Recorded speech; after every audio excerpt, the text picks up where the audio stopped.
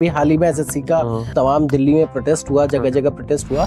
उसमें देखा गया कि जो टीचर्स आईएएस और पीसीएस बनाते हैं उन्हीं लोगों को उठा के जेल में डाल दिया गया। अब वही है कि कहा जाता है कि मैं भी सही था, तू भी सही थी, बस यही बात गलत थी। एसएससी में जिस तरीके के क्वेश्चन पूछे गए, क्वेश्चन पूछा गया कि कैटरीना कैफ का हाइट कितना है, क्वेश्चन पूछा गया कि पंचर बनाने का प्रोसेस क्या है, वो पूछा गया। जब भी सरकारी नौकरी की बात आती है तो सबसे पहले जिक्र होता है कि भाई यूपीएससी की तैयारी कर लो। फेयरवेल के दिन नॉर्मली मैं स्टूडेंट से कहता भी हूँ कि ये एग्जाम इतना टफ है कि 99% से ज्यादा लोगों का रिजेक्शन हो। मोस्टली मैं अगर लड़कियों की बात करूं तो कई सारी लड़कियां सिर्फ इसलिए आईएएस की तैयारी कर रही हैं ताकि वो शादी को थोड़ा सा और टाल सके। कि यदि आप इसको सीरियसली नहीं करेंगे, प्रिपरेशन जो सीरियसली कर रहे हैं उसका उनका होने में इतना डिफिकल्टी हो रहा है, राइट, तो आप सीरियसली नहीं लेंगे तो फिर पॉसिबल ही नहीं। जैसे आरक्षण की बात की तो बहुत सारे लोगों के पास बहुत सारे अटेम्प्ट है उनके पास, और एज बार भी उनका बहुत आगे तक जाता है, तो वो लगे हुए हैं और अपनी आधी जिंदगी इसी में बिता रहे हैं। बेसिकली बात सही आपकी कि एंट्री स्ट्रैटेजी सबको पता है, एग्जिट स्ट्रैटेजी क्या होनी चाहिए। एग्जैक्टली। यदि सक्सेसफुल हो गए, छठे अटेम्प्ट में भी हो गए, सातवें अटेम्प्ट में भी हो गए, तब तो सारी चीजें जितनी भी आपने समय गवाया है सब कुछ इट इज कंपनसेटेड फॉर, ठीक है। लेकिन व्हाट इफ नहीं हुआ? देश के अंदर कभी कभी खबरें आती हैं निकल के कोटा से, जगह जगह इंस्टीट्यूट से कि फला बच्चे का उसमें सिलेक्शन नहीं हुआ, कर लिया। पहली बात है कि कहीं ना कहीं आप हमें बिलीव करना पड़ेगा प्लूरैलिटी ऑफ थिंग्स, कि केवल एक ही चीज बेस्ट नहीं है। ऐसे जो लोग घर में भी रह के या रूम लेके फ्लैट लेकर रह रहे हैं और वहाँ पे अपनी प्रिपरेरिंग कर रहे हैं केवल, या प्रिपरेशन के अलावा वो जॉब भी कर रहे हैं, ऐसे टाइम में कई पॉइंट होते हैं जो डिस्ट्रैक्ट करते हैं, जिसमें एक आ जाता है प्रेम। बिल्कुल, मेरे हिसाब से प्रेम कभी भी आपके प्रिपरेशन में बाधा नहीं डाल सकता। उसने कहा कि सर जब सिलेक्शन हुआ तो मैं पापा के पास गया, मैंने कहा पापा गुजराती में, अब तुम्हें काम करने की जरूरत नहीं। तो ये जो लाइन है ना, ये बहुत नसीब वालों को बोलने का मौका मिला। नमस्कार, मैं हूं ऋषभ अग्रवाल और आप देख रहे हैं युग चरण पॉडकास्ट। देश के अंदर जब शिक्षा की बात आती है और हायर एजुकेशन की बात आती है, जिसमें कि खास तौर पर सरकारी नौकरी में जाने की, तो सबसे पहले जिक्र आता है सिविल सर्विसेज का, यूपीएससी, जिसकी हर कोई पढ़ाई करना चाहता है, जिसके बाद वो डीएम, एसएसपी और प्रशासनिक पदों पर पदस्थ होकर काम करना चाहता है। देश में युवाओं के अंदर हर किसी की इच्छा होती है कि वो एक बार यूपीएससी का एग्जाम जरूर दे, चाहे सिलेक्शन हो ना हो। लेकिन सवाल ये बनता है कि इतने सारे लोग अटेम्प्ट देते हैं और बहुत छोटी सी संख्या, एक छोटा सा नंबर है जिनका सिलेक्शन हर साल होता है। बाकी के बच्चों का क्या होता है, क्या भविष्य है, आगे वो क्या करते हैं और किस तरह की खबरें हमारे पास आती हैं? उन्हीं सारी चीजों पर चर्चा करने के लिए मेरे साथ मौजूद हैं सत्यप्रकाश जी, जो कि सुभ्रा रंजन आईएएस कोचिंग में कार्यरत हैं और पॉलिटिकल साइंस बच्चों को पढ़ाते हैं। आज उनसे जानेंगे कि आईएएस पीसीएस बनने के लिए इतना टफ परीक्षा क्यों बनाई गई है, क्यों देनी पड़ती है, और जो लोग सफल नहीं हो पाते हैं वो कैसे अपने मेंटल और लाइफ को बैलेंस करते हैं। उन्हीं से चर्चा करते हैं, शुरू करते हैं उनसे सवालात। सर, सबसे पहले तो बहुत बहुत स्वागत है आज के इस पॉडकास्ट में। धन्यवाद ऋषभ जी, धन्यवाद, आपने हमें मौका दिया आपके पॉडकास्ट पे आके और जो भी मेरे एक्सपीरियंस है उसको शेयर करने के लिए बहुत बहुत धन्यवाद। तो सर, सबसे पहला सवाल मेरा यही है कि जब भी सरकारी नौकरी की, मिडिल क्लास, लोअर क्लास में खास तौर से जब भी सरकारी नौकरी की बात आती है तो सबसे पहले जिक्र होता है कि भाई यूपीएससी की तैयारी कर लो, एसएससी की तैयारी कर लो, इन सारी जो बड़े एग्जाम, टफेस्ट एग्जाम्स हैं उनका जिक्र आता है। तो यूपीएससी के एग्जाम को लेकर क्या आप सोचते हैं कि किस तरह से हाइप बनी हुई है? केवल हाइप है या वाकई में लोग जो है इसमें इंटरेस्टेड होते हैं, बच्चे इंटरेस्टेड होते हैं? ऋषभ जी, आपने अपने इंट्रोडक्शन में भी बताया कि कोई भी यदि पढ़ने में ठीक ठाक हो तो एक बार उसको सजेशन जरूर दिया जाता है, फिर उसे भी खुद लगता है कि एक बार यूपीएससी एग्जाम दिया जाए, सिलेक्शन हो या नो। राइट, ठीक है। मैं बिहार से आता हूँ और बिहार और यूपी में तो एक कहावत बहुत मशहूर है कि ऊपर भगवान है, नीचे आईएएस, बीच में कोई है ही नहीं। यानी आपको कहीं ना कहीं स्टेट के पावर का एक्सपीरियंस चाहिए, तो आपको एडमिनिस्ट्रेशन में जाना पड़ेगा, isn't it? नाउ यूपीएससी जो आपको मौका देता है, यूपीएससी ऐसे तो टोटल 14 एग्जाम्स लेती है, ठीक है। एनुअल रिपोर्ट्स जो यूपीएससी के आते हैं, जो उस वेबसाइट पे आप देखेंगे तो टोटल 14 एग्जाम्स है, 4 जो है डिफेंस साइड के हैं, 10 है वो सिविल साइड के हैं। लेकिन यदि जब हम बात यूपीएससी करेंगे तो उसको सिविल सर्विसेज ही मान लिया जाता है। Right. One of the toughest exam है वर्ल्ड का। इनफैक्ट एक हार्वर्ड यूनिवर्सिटी के प्रोफेसर हैं लैंट प्रिचेट, वो कहते हैं कि I have worked with many people from the Indian administrative service, और कह सकता हूँ कि जितने भी लोग आईएमएफ और वर्ल्ड बैंक में काम कर रहे हैं उनसे बेटर ये लोग हैं। और वो कहते हैं कि यूपीएससी एग्जाम जो है वो इतना टफ है कि यदि आप उसको क्वालिफाई कर लेते हैं तो हार्वर्ड में एंट्री पाना is just like a walk in the park. तो है तो बहुत डिफिकल्ट। यदि मैं नंबर्स की बात करूं तो करीब 11 लाख लोग जो हैं वो फॉर्म फिलअप करते हैं। 50% लोग प्रीलिम्स से पहले ही हिम्मत हार जाते हैं, वो प्रीलिम्स एग्जाम देने ही नहीं जाते। तो करीब 5.5 लाख लोग 6 लाख प्रीलिम्स देंगे। उस 6 लाख में से 15,000 लोगों को मेंस देने का मौका मिलता है। तो आप सोच सकते हैं कि सीधे 6 लाख में से 15,000, उस 15,000 में से 2,500 लोग इंटरव्यू देते हैं और सिलेक्शन कुछ 950 के आसपास लोगों का होता है। अब इसमें से भी जो डिजायर्ड सर्विस है, यानी administrative service, police service, foreign service, revenue service, ये मान के चलिए कि टॉप 200-250 लोगों को मिलता है। यदि मैं अभी रिजर्वेशन की बात ना करूं तो जनरल कैटेगरी की बात करूं, तो एग्जाम तो है बहुत ज्यादा डिफिकल्ट।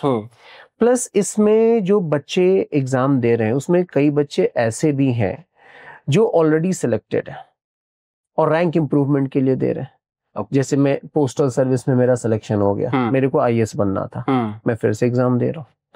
इनफैक्ट इस बार जो अपना एक स्टूडेंट है, उनका नाम है अभिषेक वशिष्ठ, रैंक 14 लाया है उन्होंने। वो जो पहली बार उनका सिलेक्शन हुआ तो वो रेवेन्यू सर्विस मिला उनको, राजस्व सेवा। दूसरी बार उनका सिलेक्शन हुआ तो उनको पुलिस सेवा मिला, आईपीएस।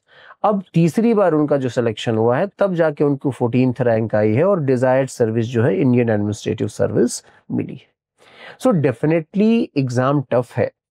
और एक दूसरा डायमेंशन जो होता है कि एग्जाम टफ कैसे होता है, यदि अच्छे बच्चे, इंटेलिजेंट बच्चे एग्जाम देंगे उसको तो वो टफ हो जाएगा। अब चाहे बच्चे आईआईटी से हो, एम्स से हो, डीयू से हो, जेएनयू से हो, किसी भी स्ट्रीम से हो, जैसे ही वो बच्चा पढ़ने में अच्छा है तो एक बार सोचता है कि यूपीएससी एग्जाम जरूर दिया जाए। So the quality of the students who are coming here, they are better than the best. और इसलिए ये एग्जाम है डेफिनेटली टफ तो हो जाता है, एंड दैट्स व्हाई आई से it is one of the toughest exam.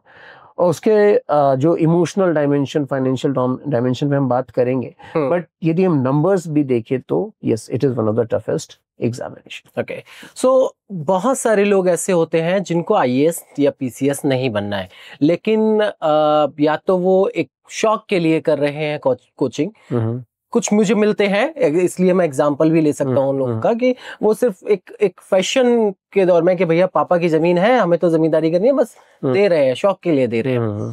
दूसरा होता है कि घर वालों का बड़ा प्रेशर होता है, फैमिलीज का प्रेशर होता है। मोस्टली मैं अगर लड़कियों की बात करूं तो कई सारी लड़कियां सिर्फ इसलिए आईएएस की तैयारी कर रही हैं ताकि वो शादी को थोड़ा सा और डाल सके, या लड़का अगर आईएएस की तैयारी कर रहा है तो वो कुछ और करना चाहता है लेकिन घर वाले उसकी परमिशन नहीं दे रहे हैं, तो वो आईएएस का एक आड़ लेके कि भैया मैं तैयारी कर रहा हूँ, आईएएस की तैयारी कर रहा हूँ, लेकिन वो कर वो रहा है। ऐसे भी लोग हैं।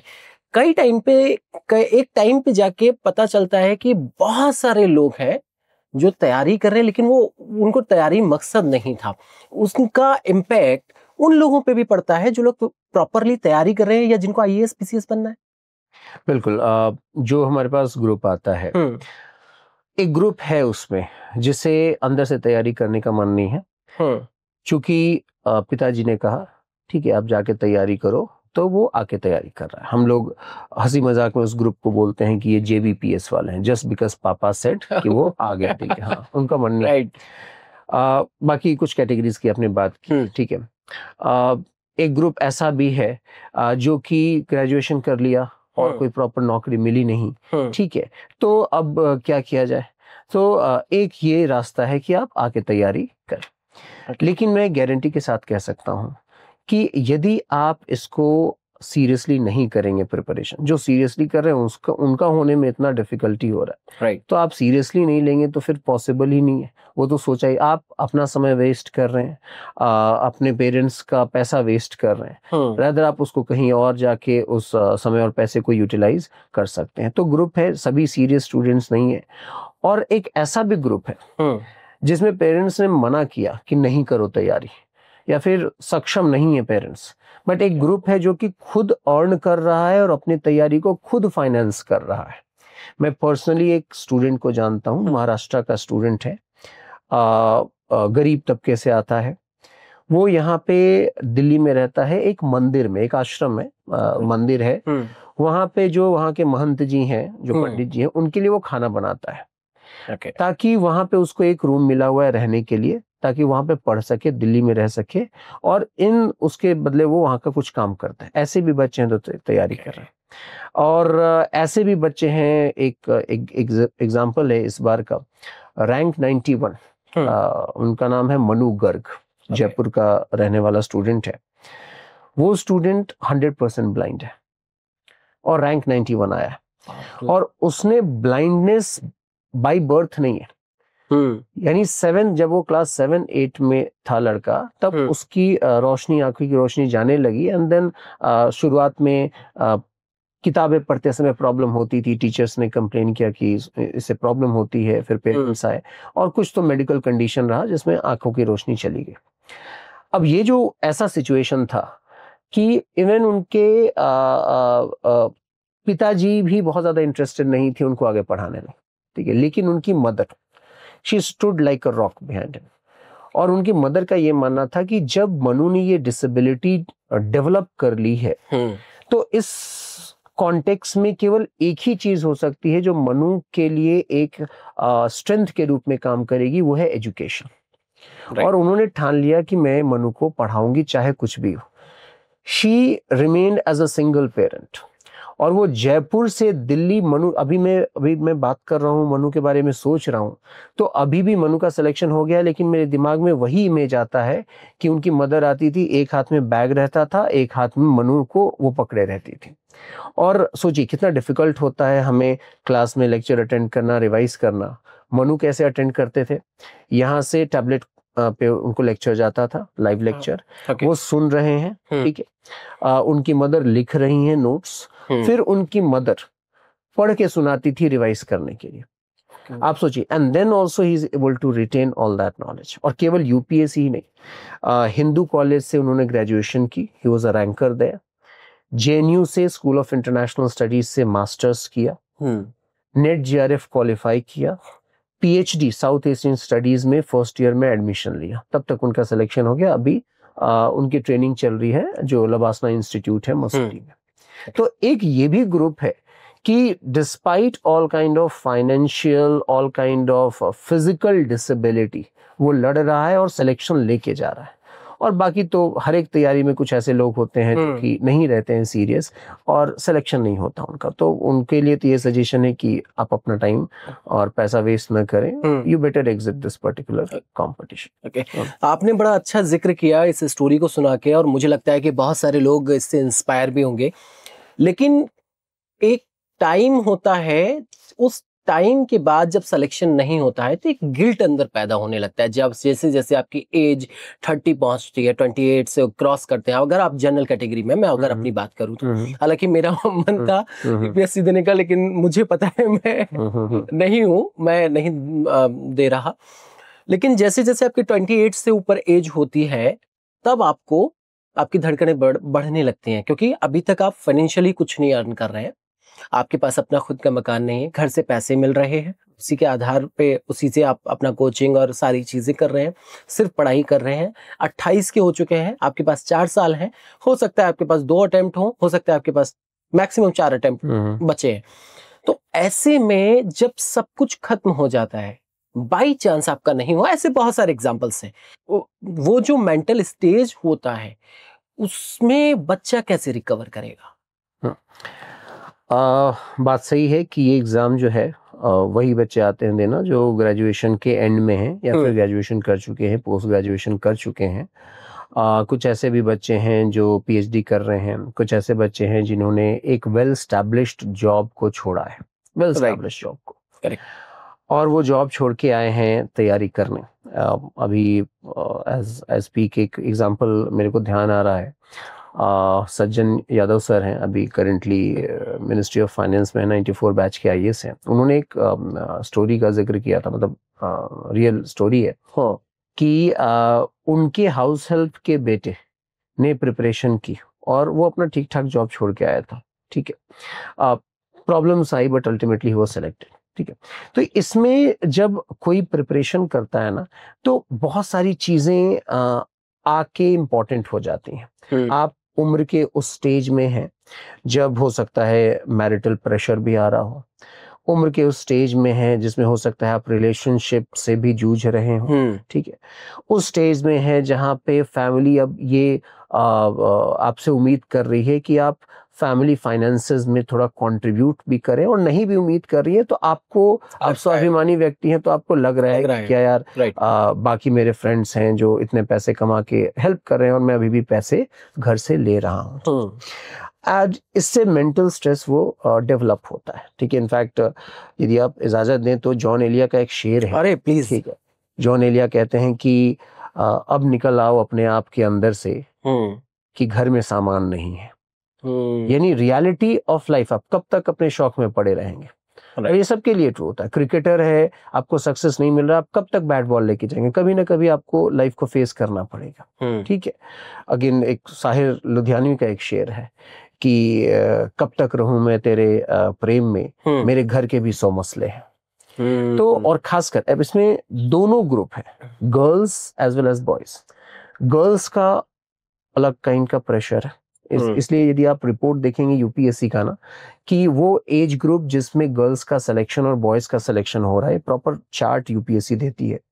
गर्ल्स का सिलेक्शन जो मैक्सिमम हाईएस्ट जो परसेंटेज है सिलेक्शन का, वो 24 से 26 साल की उम्र में है, और जो बॉयज का है वो 26 से 28 के बीच में।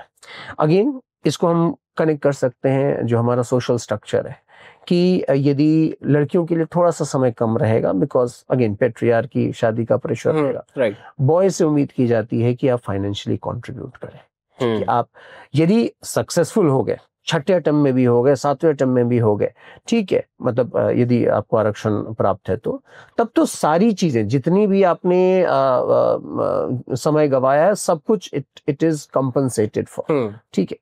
लेकिन व्हाट इफ नहीं हुआ, उस केस में समस्या तो होती है। एक हमारी स्टूडेंट थी last to last year, Tamil Nadu की थी, शुभदर्शनी, रैंक 83 था उनका। उनका 7th अटेम्प्ट में सिलेक्शन हुआ और पहले 6 अटेम्प्ट में प्रीलिम्स ही नहीं हुआ, जो कि पहला चरण होता है इस एग्जाम का, और उसमें से 6 में से 4 अटेम्प्ट में प्रीलिम्स इसलिए नहीं हुआ क्योंकि उनका सीसैट नहीं हो रहा था। सीसैट एक कंपोनेंट होता है। अब उनसे ज्यादा मैं अप्रिशिएट करता हूं उनके पेरेंट्स का, जिन्होंने पेशेंस रखा, जिन्होंने सपोर्ट किया। अदरवाइज पेरेंट्स के भी, अपने सभी पेरेंट्स को होता है, ठीक है। एक समय आता है जबकि पेरेंट्स, मेरा मानना है वो लोग हैं जो कि आप चाहे कुछ भी करें, पेरेंट्स आपको सपोर्ट करते हैं, लेकिन एक समय आता है जब पेरेंट्स भी कहते हैं कि बेटा कोई बात नहीं, यूपीएससी थोड़ी है, और भी बहुत सारे फील्ड है। अब ये सुन के एस्पिरेंट को इतना तो समझ में आ जाता है कि खुद के पेरेंट्स का भरोसा मेरे पे कम हो रहा है, isn't it? इसीलिए मैं इस बात पे एम्फसाइज करता हूं कि अब इनफैक्ट जो दंगल का जो टाइटल सॉन्ग है उसका एक लाइन भी है कि जब भी तैयारी करने का मौका जिंदगी देती है, आपको टाइम लिमिटेड देती है। यदि उस टाइम में कि आपने पूरी मेहनत कर ली तब तो ठीक है, अदरवाइज क्या होता है कि फिर आपका स्टीम अंदर का कम हो जाएगा, ठीक है। फेयरवेल के दिन नॉर्मली मैं स्टूडेंट से कहता भी हूँ कि ये एग्जाम इतना टफ है कि 99% से ज्यादा लोगों का रिजेक्शन होगा। 10 लाख लोग दे रहे हैं और 1000 का सिलेक्शन हो रहा है, राइट, ठीक है। 10 लाख एस्पायर कर रहे हैं, 1000 का सिलेक्शन हो रहा है, तो 99% से कम, ज्यादा रिजेक्शन, 99% ज्यादा रिजेक्शन है, तो सबका तो सिलेक्शन नहीं होने वाला है जो क्लास में बैठे। लेकिन ये भी सही है कि जो क्लास में बैठे हैं उनको लग रहा होगा कि मेरा तो हो जाएगा, इसका नहीं होगा, isn't it? तो मैं कहता हूं कि जब तुम इस जगह को छोड़ के जाओ, मुखर्जी नगर में हो, राजेंद्र नगर में हो, करोल बाग में हो, तो be ready to go with a failure but not with a guilt. वो मन में ये नहीं रहना चाहिए कि यार मेहनत नहीं की मैंने, थोड़ा सा और कर लेता तो हो जाता। ठीक है, मेहनत करी, नहीं हुआ, बहुत सारे कारण होते हैं, बहुत ही सारे कारण होते हैं। मनु का भी फर्स्ट अटेम्प्ट में नहीं हुआ था, ठीक है, क्योंकि मनु जो रैंक 91, क्योंकि उनको जो स्क्राइब दिया गया था उन्होंने बहुत सारे स्पेलिंग मिस्टेक्स किए। तो मनु हर चीज डिक्टेट अच्छे से कर रहे हैं, लेकिन बहुत सारे मिस्टेक्स देखने को मिले, नहीं हुआ। मनु तो ऐसा स्टूडेंट था जिसका आंसर देख के हमें लगता था कि इसी को मॉडल आंसर के रूप में क्यों ना दे दिया जाए, इतना ब्राइट स्टूडेंट, ठीक है, लेकिन फिर भी फर्स्ट अटेम्प्ट में नहीं हुआ, क्योंकि बहुत सारे फैक्टर्स हैं। हमारे पास कई स्टूडेंट्स हैं, सेंट स्टीफेंस जैसे कॉलेज के, आपको पता है Saint Stephen's one of the best, right, 6th attempt में उनका सिलेक्शन हो रहा है। लास्ट ईयर 2 साल पहले जो रैंक 10 थे उनका 6th अटेम्प्ट में सिलेक्शन हुआ था सेंट स्टीफेन से, रैंक 27, रैंक 47, वो भी स्टीफेन से ही थे, उनका फर्स्ट अटेम्प्ट में सिलेक्शन हुआ। कोई रीजन नहीं है ये कहने का कि जो जिनका 6th अटेम्प्ट में हुआ वो कम सीरियस स्टूडेंट, लेकिन लक मैटर करता है, लेकिन लक तो आप कंट्रोल नहीं कर सकते, राइट। तो जितना मेहनत कर सकते हैं उससे ज्यादा मेहनत करके जाओ, कि मतलब उस दिन आप सोने जाओ तो बस थक के गिर जाओ बेड पे, ताकि जिस दिन भी आपको ये तैयारी छोड़नी पड़ी, जिस दिन भी, एक समय तो आएगा ना जब आप किताबें बांधेंगे, वो रूम छोड़ेंगे, तो वो कहीं ना गिल्ट नहीं आए, बस ये रहे कि हमने खेला, बाकी भगवान की इच्छा, isn't it? अगेन रामदास, उनका हरिवंश राय बच्चन की लाइनें हैं कि जब हमारे मन का नहीं होता तो ईश्वर के मन का होता है, लेकिन तैयारी मेहनत तो पूरी करनी पड़ेगी। बिल्कुल। तो हाँ। आपने जैसे तैयारी की बात की, मेहनत की बात की, बहुत सारे लोग हैं जो सिर्फ लगे हुए हैं, तैयारी कर रहे हैं, लास्ट अटेम्प्ट तक नहीं छोड़ रहे हैं, और उसके बाद को बहुत सारे लोगों का हो जा रहा है, बहुत सारे लोगों का नहीं हो रहा है।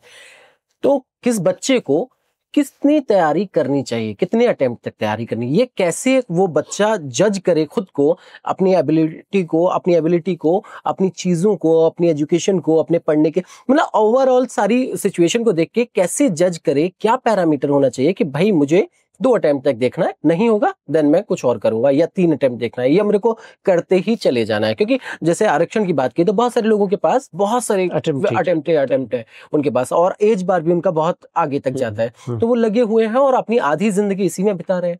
तो किस स्टेज पे आके छोड़ना चाहिए, या किस स्टेज तक केवल तैयारी करनी चाहिए?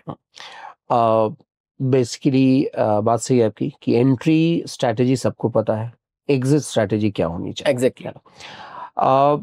देखिए, ये तो डिपेंड करेगा अलग अलग केसेस में, इजंट इट, बहुत सारे फैक्टर्स होंगे। कुछ केसेस में पेरेंट्स ही बोल देते हैं बेटा तुम मत सोचो, तुम बस तैयारी करो जब तक करना है, क्योंकि फाइनेंशियली स्टेबल हैं, तो बस ये कहा गया है। हमारे पास ऐसे भी स्टूडेंट आते हैं जिनके पेरेंट्स खुद ब्यूरोक्रेट्स हैं, सेक्रेटरीज हैं।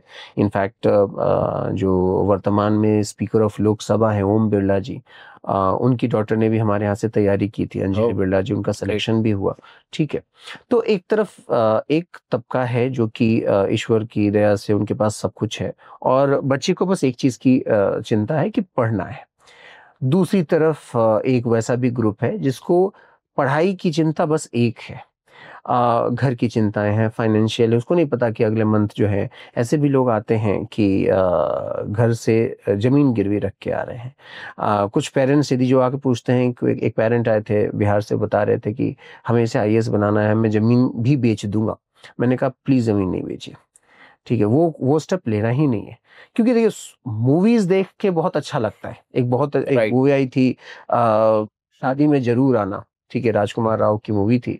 मैं ऑफन उसके बारे में क्लास में डिस्कस करता हूँ कि इंटरवल से पहले राजकुमार राव एक क्लर्क रहते हैं सचिवालय में, इंटरवल के बाद सीधे दिखाता है एक सीनियर IAS ऑफिसर बन गया, ठीक है। मूवीज में तो दिखाता है कि बस सिलेक्शन हो गया, बट इन रियलिटी चीजें इतनी ड्रीमी नहीं होती, ठीक है।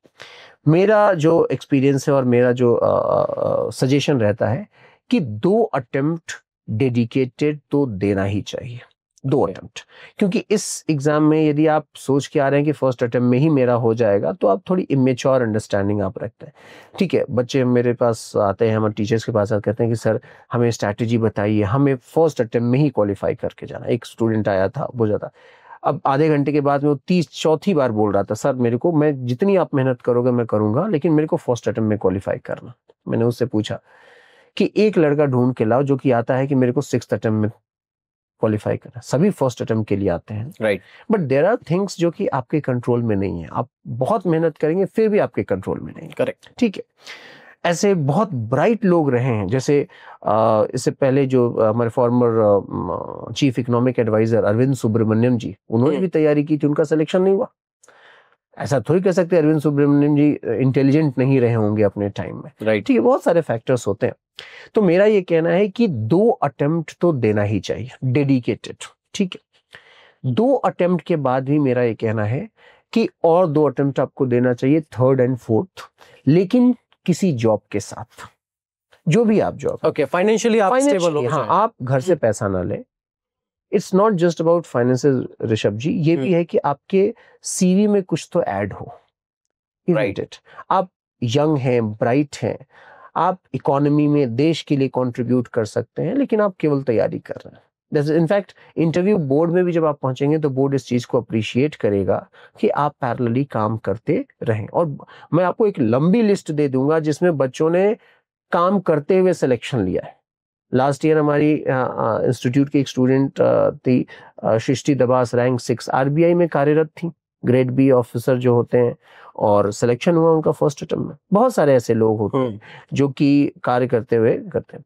तो फर्स्ट 2 अटेम्प्ट डेडिकेटेड बिल्कुल दीजिए, नेक्स्ट 2 अटेम्प्ट भी आपको देना है, लेकिन काम करते हुए, जो भी आपका फील्ड है।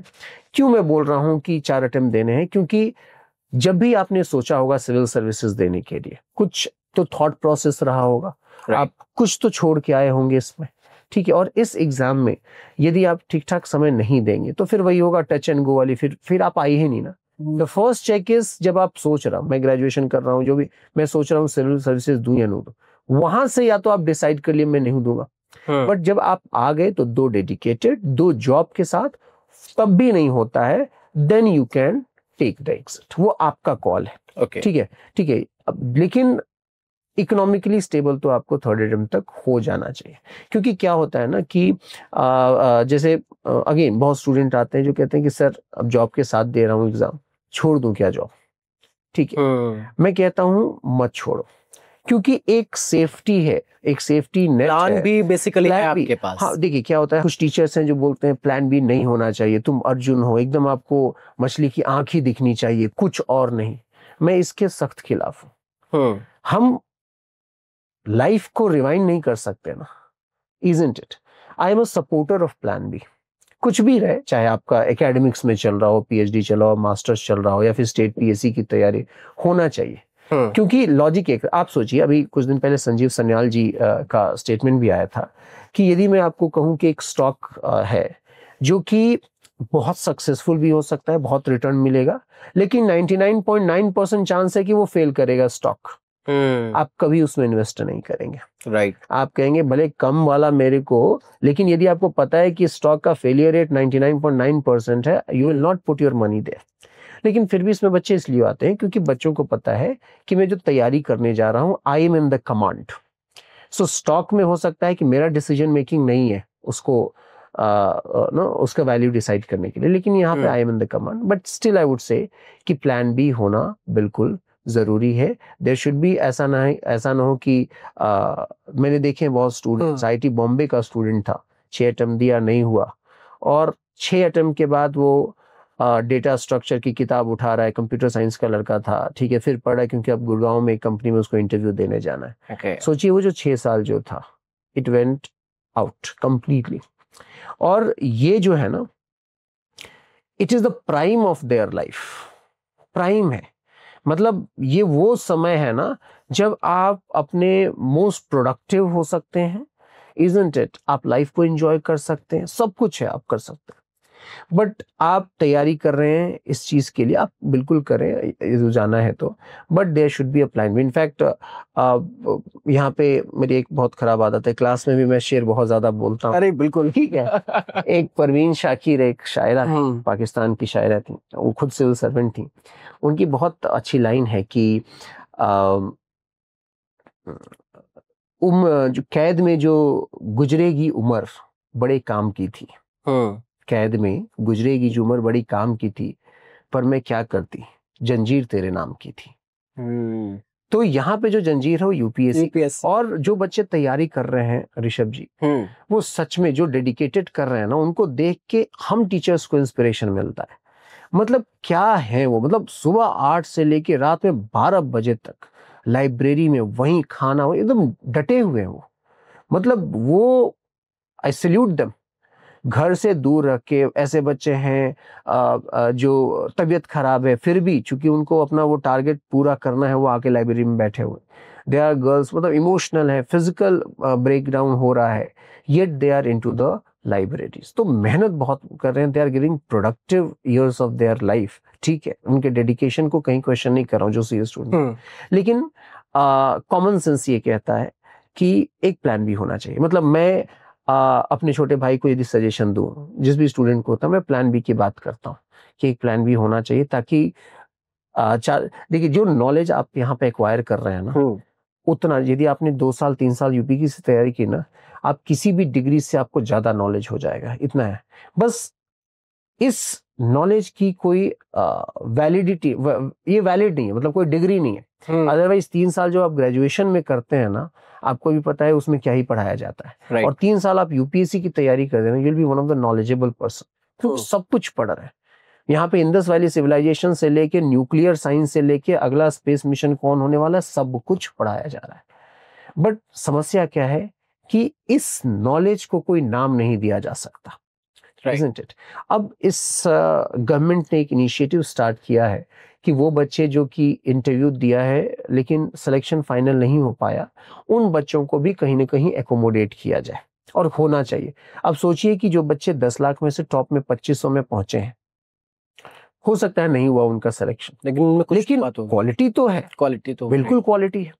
तो दोबारा एग्जाम लेके दूसरे डिपार्टमेंट में जाने से बढ़िया आप उनको यूज कीजिए ना, यूज देम। आप स्टील अथॉरिटी में, आईओसीएल में, ह्यूमन रिसोर्स के डिपार्टमेंट, आप बिल्कुल एनटीपीसी में बिल्कुल डालिए। दे आर द वेरी वर्दी स्टूडेंट्स। मैं तो कहता हूँ कि जो लोग मेंस भी लिख रहे हैं ना, 15,000 बच्चे, दे आर ऑल्सो, उन्होंने 5 लाख बच्चों के कंपटीशन में निकल के वो आए हैं 14,000 15,000 बच्चे, they should also be accommodated. तो गवर्नमेंट को भी ये प्लान बी देना चाहिए, गवर्नमेंट दे रही है, and student should also think कि एक प्लान बी तो जरूर रखना चाहिए, वो that is something which is required. इतनी सारी मेहनत करने के बाद और बहुत सारी परेशानियों को, जिम्मेदारियों को निभा के सब काम करने के बावजूद भी नहीं होता है। जैसे आपने बताया कि बहुत सारे ऐसे बच्चे हैं सुबह 8 बजे से और रात को 12 बजे तक पढ़ाई कर रहे हैं, मतलब एक्सेस पढ़ाई कर रहे हैं, 16 घंटे 18 घंटे पढ़ रहे हैं वो।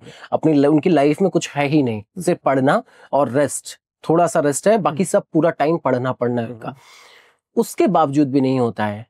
देश के अंदर कभी कभी खबरें आती हैं निकल के कोटा से, जगह जगह इंस्टीट्यूट से, कि फला बच्चे का उसमें सिलेक्शन नहीं हुआ, उसने सुसाइड कर लिया। ये जब खबरें पहुंचती हैं हमारे जहन में तो हम पढ़ भी नहीं पाते। मैं आपसे सवाल भी नहीं अभी पूछ पा रहा हूँ ठीक से। इस तरह के मेंटल स्टेज से बचने के लिए क्या करना चाहिए बच्चों को कि वो वहां के बारे में सोच भी ना पाए?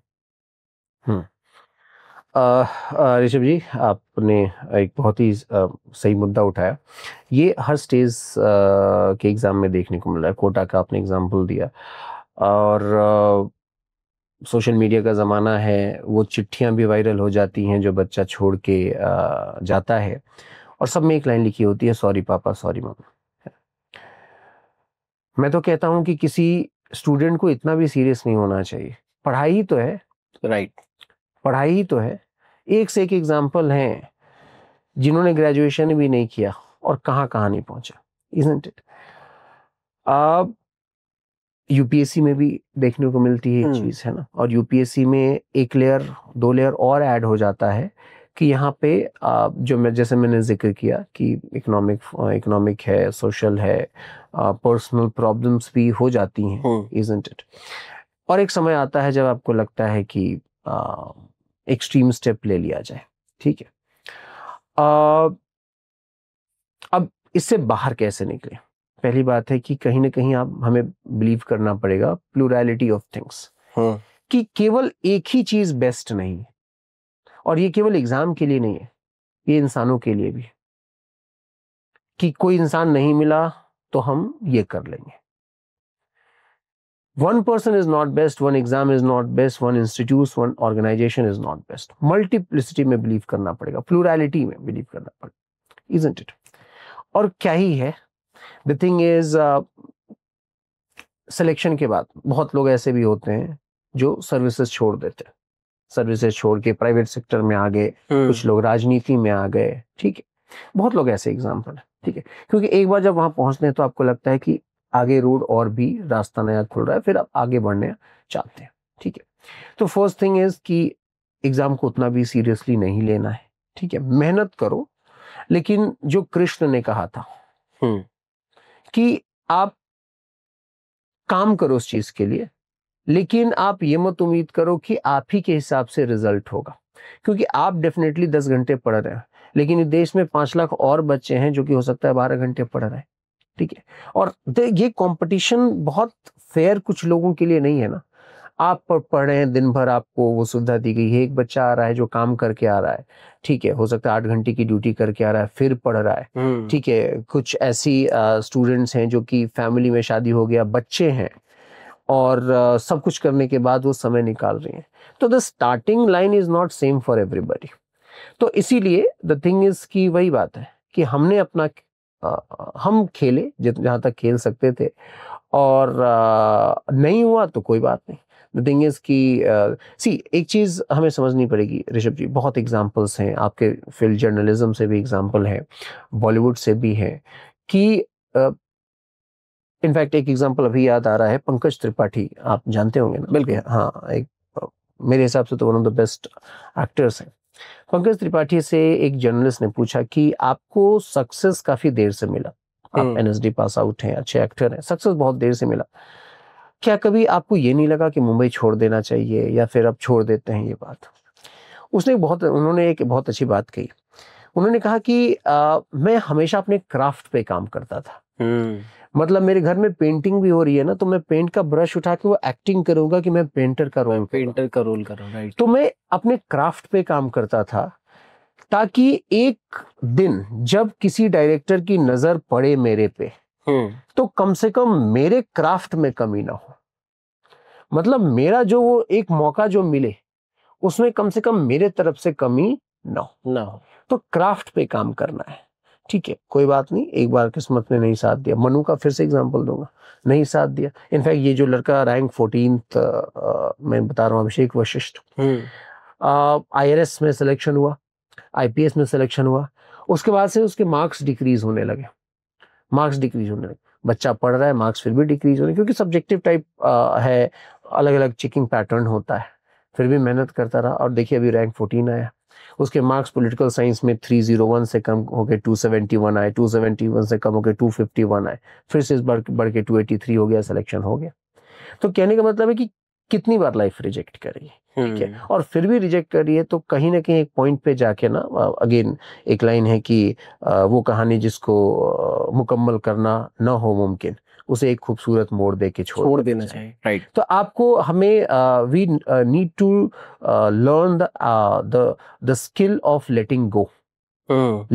यानी आप बार बार लाइफ, ईश्वर नहीं चाह रहा है कि उस दिशा में आप मूव करें, so there is a larger plan for that, there is a larger plan of God. कहीं ना कहीं आपको बिलीव करना पड़ेगा डेस्टिनी में, कि आपके इनफैक्ट शुभ्रा रंजन मैम जो कि हमारे इंस्टीट्यूट के फाउंडर हैं, वो कहती हैं कि जो चीज जिसके हक का रहता है ना, वो मिल जाएगा, आप मेहनत करो, वो कहीं ना कहीं किसी ना किसी के थ्रू आ जाएगा। इस पे मुझे एक पॉडकास्टर है, उनकी एक लाइन अभी मैंने सोशल मीडिया पे देखी, मुझे बड़ी अच्छी लगी। उन्होंने बोला कि आप कब बिल्कुल सब चीजों में वैसे ही रह सकते हैं जैसे हैं, कि आप सर झुकाओ और काम करो। दिन खराब गया, देखो क्यों गया, सर अगले दिन सर झुकाओ, काम करो, नेक्स्ट मंथ, नेक्स्ट ईयर करते रहो। अच्छा समय जा रहा है, सिर झुकाओ, काम करो, क्यों अच्छा गया है उस पर और ज्यादा इंक्रीज करो, काम करो, लेकिन सिर झुकाओ, काम करो। सक्सेस मिल गई है, एक दिन बूम करेगा और आप एकदम से आप सक्सेस हो जाएंगे, लोगों को लगेगा एक नाइट में सफलता मिल गई इसको, लेकिन आपको उस टाइम भी सिर झुकाना है, काम करो। उसके बाद अगर आपका डाउनफॉल आ रहा है, फिर उस टाइम भी सिर झुकाओ और काम करो। अगर आप ऐसा करते रहोगे तो जीवन में ना तो कोई चीज आपको बहुत ज्यादा खुशी करेगी और ना ज्यादा आपको उदास करेगी, जो कि मोस्टली पीपल अटेम्प्ट खत्म होने के बाद या सिलेक्शन ना होने के बाद कदम उठाने की कोशिश करते हैं। उन लोग स्थिर वाली जो स्थिति होती है कि युद्ध के सिचुएशन में भी आपको स्थिर रहना है, एंड दिस ये एग्जाम है ना, यही ट्रेनिंग देता है। देखिए जो सिलेबस है यूपीएससी का वो इतना वास्ट है, कमीशन को भी पता है कि एक स्टूडेंट सब कुछ नहीं पढ़ पाएगा, सब कुछ ही पढ़ना है, लेकिन ये आपको ट्रेन कर रहा है to handle the mental pressure. क्योंकि जब आप फील्ड में जाएंगे, आप आईपीएस हैं, आप सुपरिटेंडेंट पुलिस हैं वहां के, आपको 100 पुलिसमैन चाहिए सोफिस्टिकेटेड गन के साथ, आपको मिलेंगे 50, वो भी लाठी के साथ मिलेंगे, क्योंकि आप वहां से भाग जाएंगे, नहीं भाग सकते ना, तो आपको प्रायोरिटाइज करना पड़ेगा आपको। और ये प्रोसेस ट्रेन करता है। दैट्स व्हाई यूपीएससी यदि इस एग्जाम में यदि 2 लोगों का सेम मार्क्स आ जाता है, तो जो ओल्डर है, मतलब जिसकी उम्र ज्यादा है, उसको प्रेफरेंस दिया जाता है, मतलब उसका रैंक ऊपर रखा जाता है। क्योंकि ये एग्जाम यही सब तजुर्बे सिखाता है कि आप भाग नहीं सकते, देयर विल बी सिचुएशन जो कि क्राइसिस सिचुएशन होगी, ठीक है। तो यही डिफरेंस आ जाता है ना प्राइवेट सेक्टर में और जो गवर्नमेंट में काम कर रहे हैं।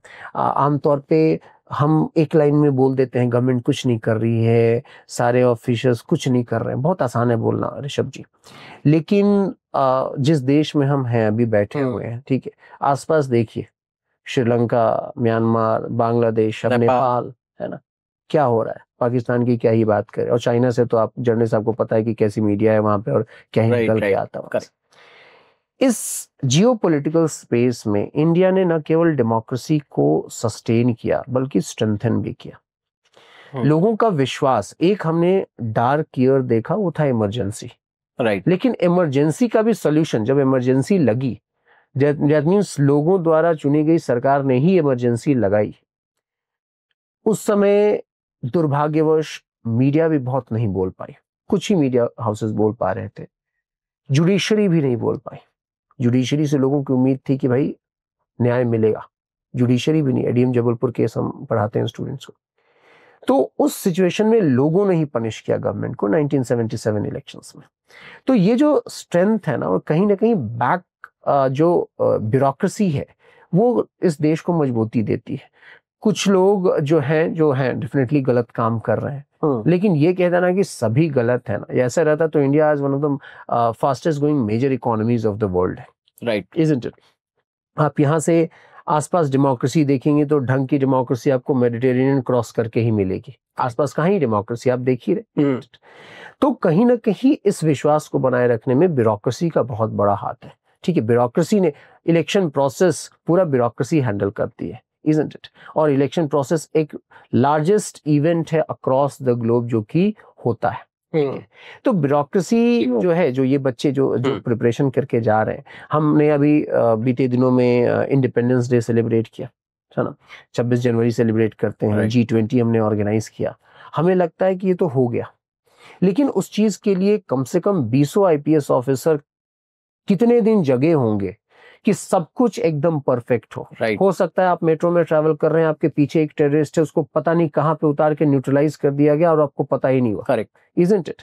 तो हमें थोड़ा सा लाइन लगना पड़ता है मेट्रो में स्वतंत्रता दिवस से पहले, हम कहते हैं यार तो बहुत लेट हो रहा है, इजंट इट? राइट। तो हर चीज के लिए पंचिंग बैग है कौन? ब्यूरोक्रेसी। कुछ नहीं बोला, bureaucracy. But the reason is country is moving is the bureaucracy. कुछ लोग हैं हमारे पास हैं ऑफिसर, हमारे पास अजीत डोवाल जैसे लोग हैं, परमेश्वर अय्यर जैसे लोग हैं, टीएन सेशन जैसे लोग रहे हैं, जो कि एकदम सेल्फलेसली, एकदम ऑनेस्टली वो काम कर रहे हैं और देश जो है चल रहा है। और ये एग्जाम जो है ना, वही ट्रेनिंग करता है कि जब लगेगा कि एकदम ब्रेकडाउन होने वाला है, कुछ नहीं सही हो रहा है, आपको उस समय अपने आप पे विश्वास करना पड़ेगा, वो ऑप्टिमिज्म लाना पड़ेगा। This is how the exam is there. और ऐसी ही ट्रेनिंग भी दी जाती है लबासना में, स्टूडेंट ये ट्रेनिंग जाती है। क्राइसिस सिचुएशन में आप कैसे हैंडल करेंगे? कोविड आया, पूरा का पूरा प्राइवेट सेक्टर तो भाई बैकडोर में चला गया, राइट, क्योंकि प्राइवेट सेक्टर तो प्रॉफिट के लिए काम करेगा। उस समय तो गवर्नमेंट वाज देयर, गवर्नमेंट हर चीज कर रही थी और हमने ठीक ठाक हैंडल किया कोविड को, इतने बड़ी एपिडेमिक को। तो ये एग्जाम ही है जो ट्रेनिंग इस चीज की देता है। और ये जो एक्सट्रीम स्टेप वाली आपने बात की ना, वही है कि मैं जो स्टूडेंट्स, हमारे पास स्टूडेंट्स आते हैं, एक स्टूडेंट आया था मेरे पास, डीयू से पढ़ा हुआ है, उसके बाद एक आईएम से उसने एमबीए किया हुआ, अच्छा स्टूडेंट है, अटेम्प्ट सारे दे दिए, वो आया, इंस्टीट्यूट में आया, नीचे मिला कि मुझे किसी टीचर से मिलना है। उन्होंने हमारे पास भेजा, मिले। वो बोला आके कि सर हेल्प चाहिए आपकी। मैं समझ गया, आमतौर पर स्टूडेंट जो होते हैं जॉब वगैरह के लिए आते हैं। हमने पूछा कि क्या काम कर सकते हो, तो बोला नहीं सर काम नहीं करना है मेरे को। तो फिर कैसी हेल्प? सर मेरे को पैसे चाहिए। ओके। अब थोड़ा सा मैं डिस्टर्ब हुआ। तो मैंने मतलब कितने पैसे चाहिए? तो बोला कि सर कुछ 20-22 लाख रुपए चाहिए। हमने कहा ठीक है, क्यों? मेरे को बिजनेस करना है, एग्री बिजनेस करना है, मेरी जमीनें ठीक ठाक है, मेरे को एग्री बिजनेस करना है कुछ। तो फिर मैंने कहा ठीक है, लेकिन मैंने कहा कि ये तो बैंक से लोन लोगे ना, नॉर्मली तो बैंक से लेते हैं। नहीं सर बैंक नहीं देगा, क्योंकि कागज वगैरह जो भी है वो पापा में देने नहीं देंगे, तो बैंक लोन नहीं देगा, मैं ऐसे पर्सनली लूंगा। फिर मुझे लगा कि हमारा कोई स्टूडेंट रहा होगा पहले का, तभी तो आप ऐसे थोड़ी कि किसी से आप जाके पैसे मांगे। राइट। तो मैंने कहा कि क्या तुम इस संस्था के मेरे या फिर संस्था के स्टूडेंट रहे हो? तो नहीं सर मैं तो पहली बार आपसे मिली। Meanwhile I noticed कि वो हैंड, जो उसका हाथ था वो शिवर कर रहा था, कांप रहा था ऐसे। He was in a deep state of depression. उसकी आंखों में दिख रहा था वो, उसके अंदर वो कंप्लेन थी कि पूरा का पूरा सिस्टम हैज फेल्ड मी, और इसलिए वो कह रहा है कि मतलब कोई लॉजिकल इंसान कैसे किसी से पैसे मांग सकता है, मतलब अंटिल की पर्सनली जाने, है ना। अब उसका मैंने तब तक बात हुई, पता चल गया था कि भाई ड्यू से पढ़ा है। देन आई वाज, मतलब आई फेल्ट कि what this exam has done to this kid. Exam ने ऐसा कर दिया, ये इंटेलिजेंट स्टूडेंट था, इसको ऐसा बना दिया एग्जाम में। राइट।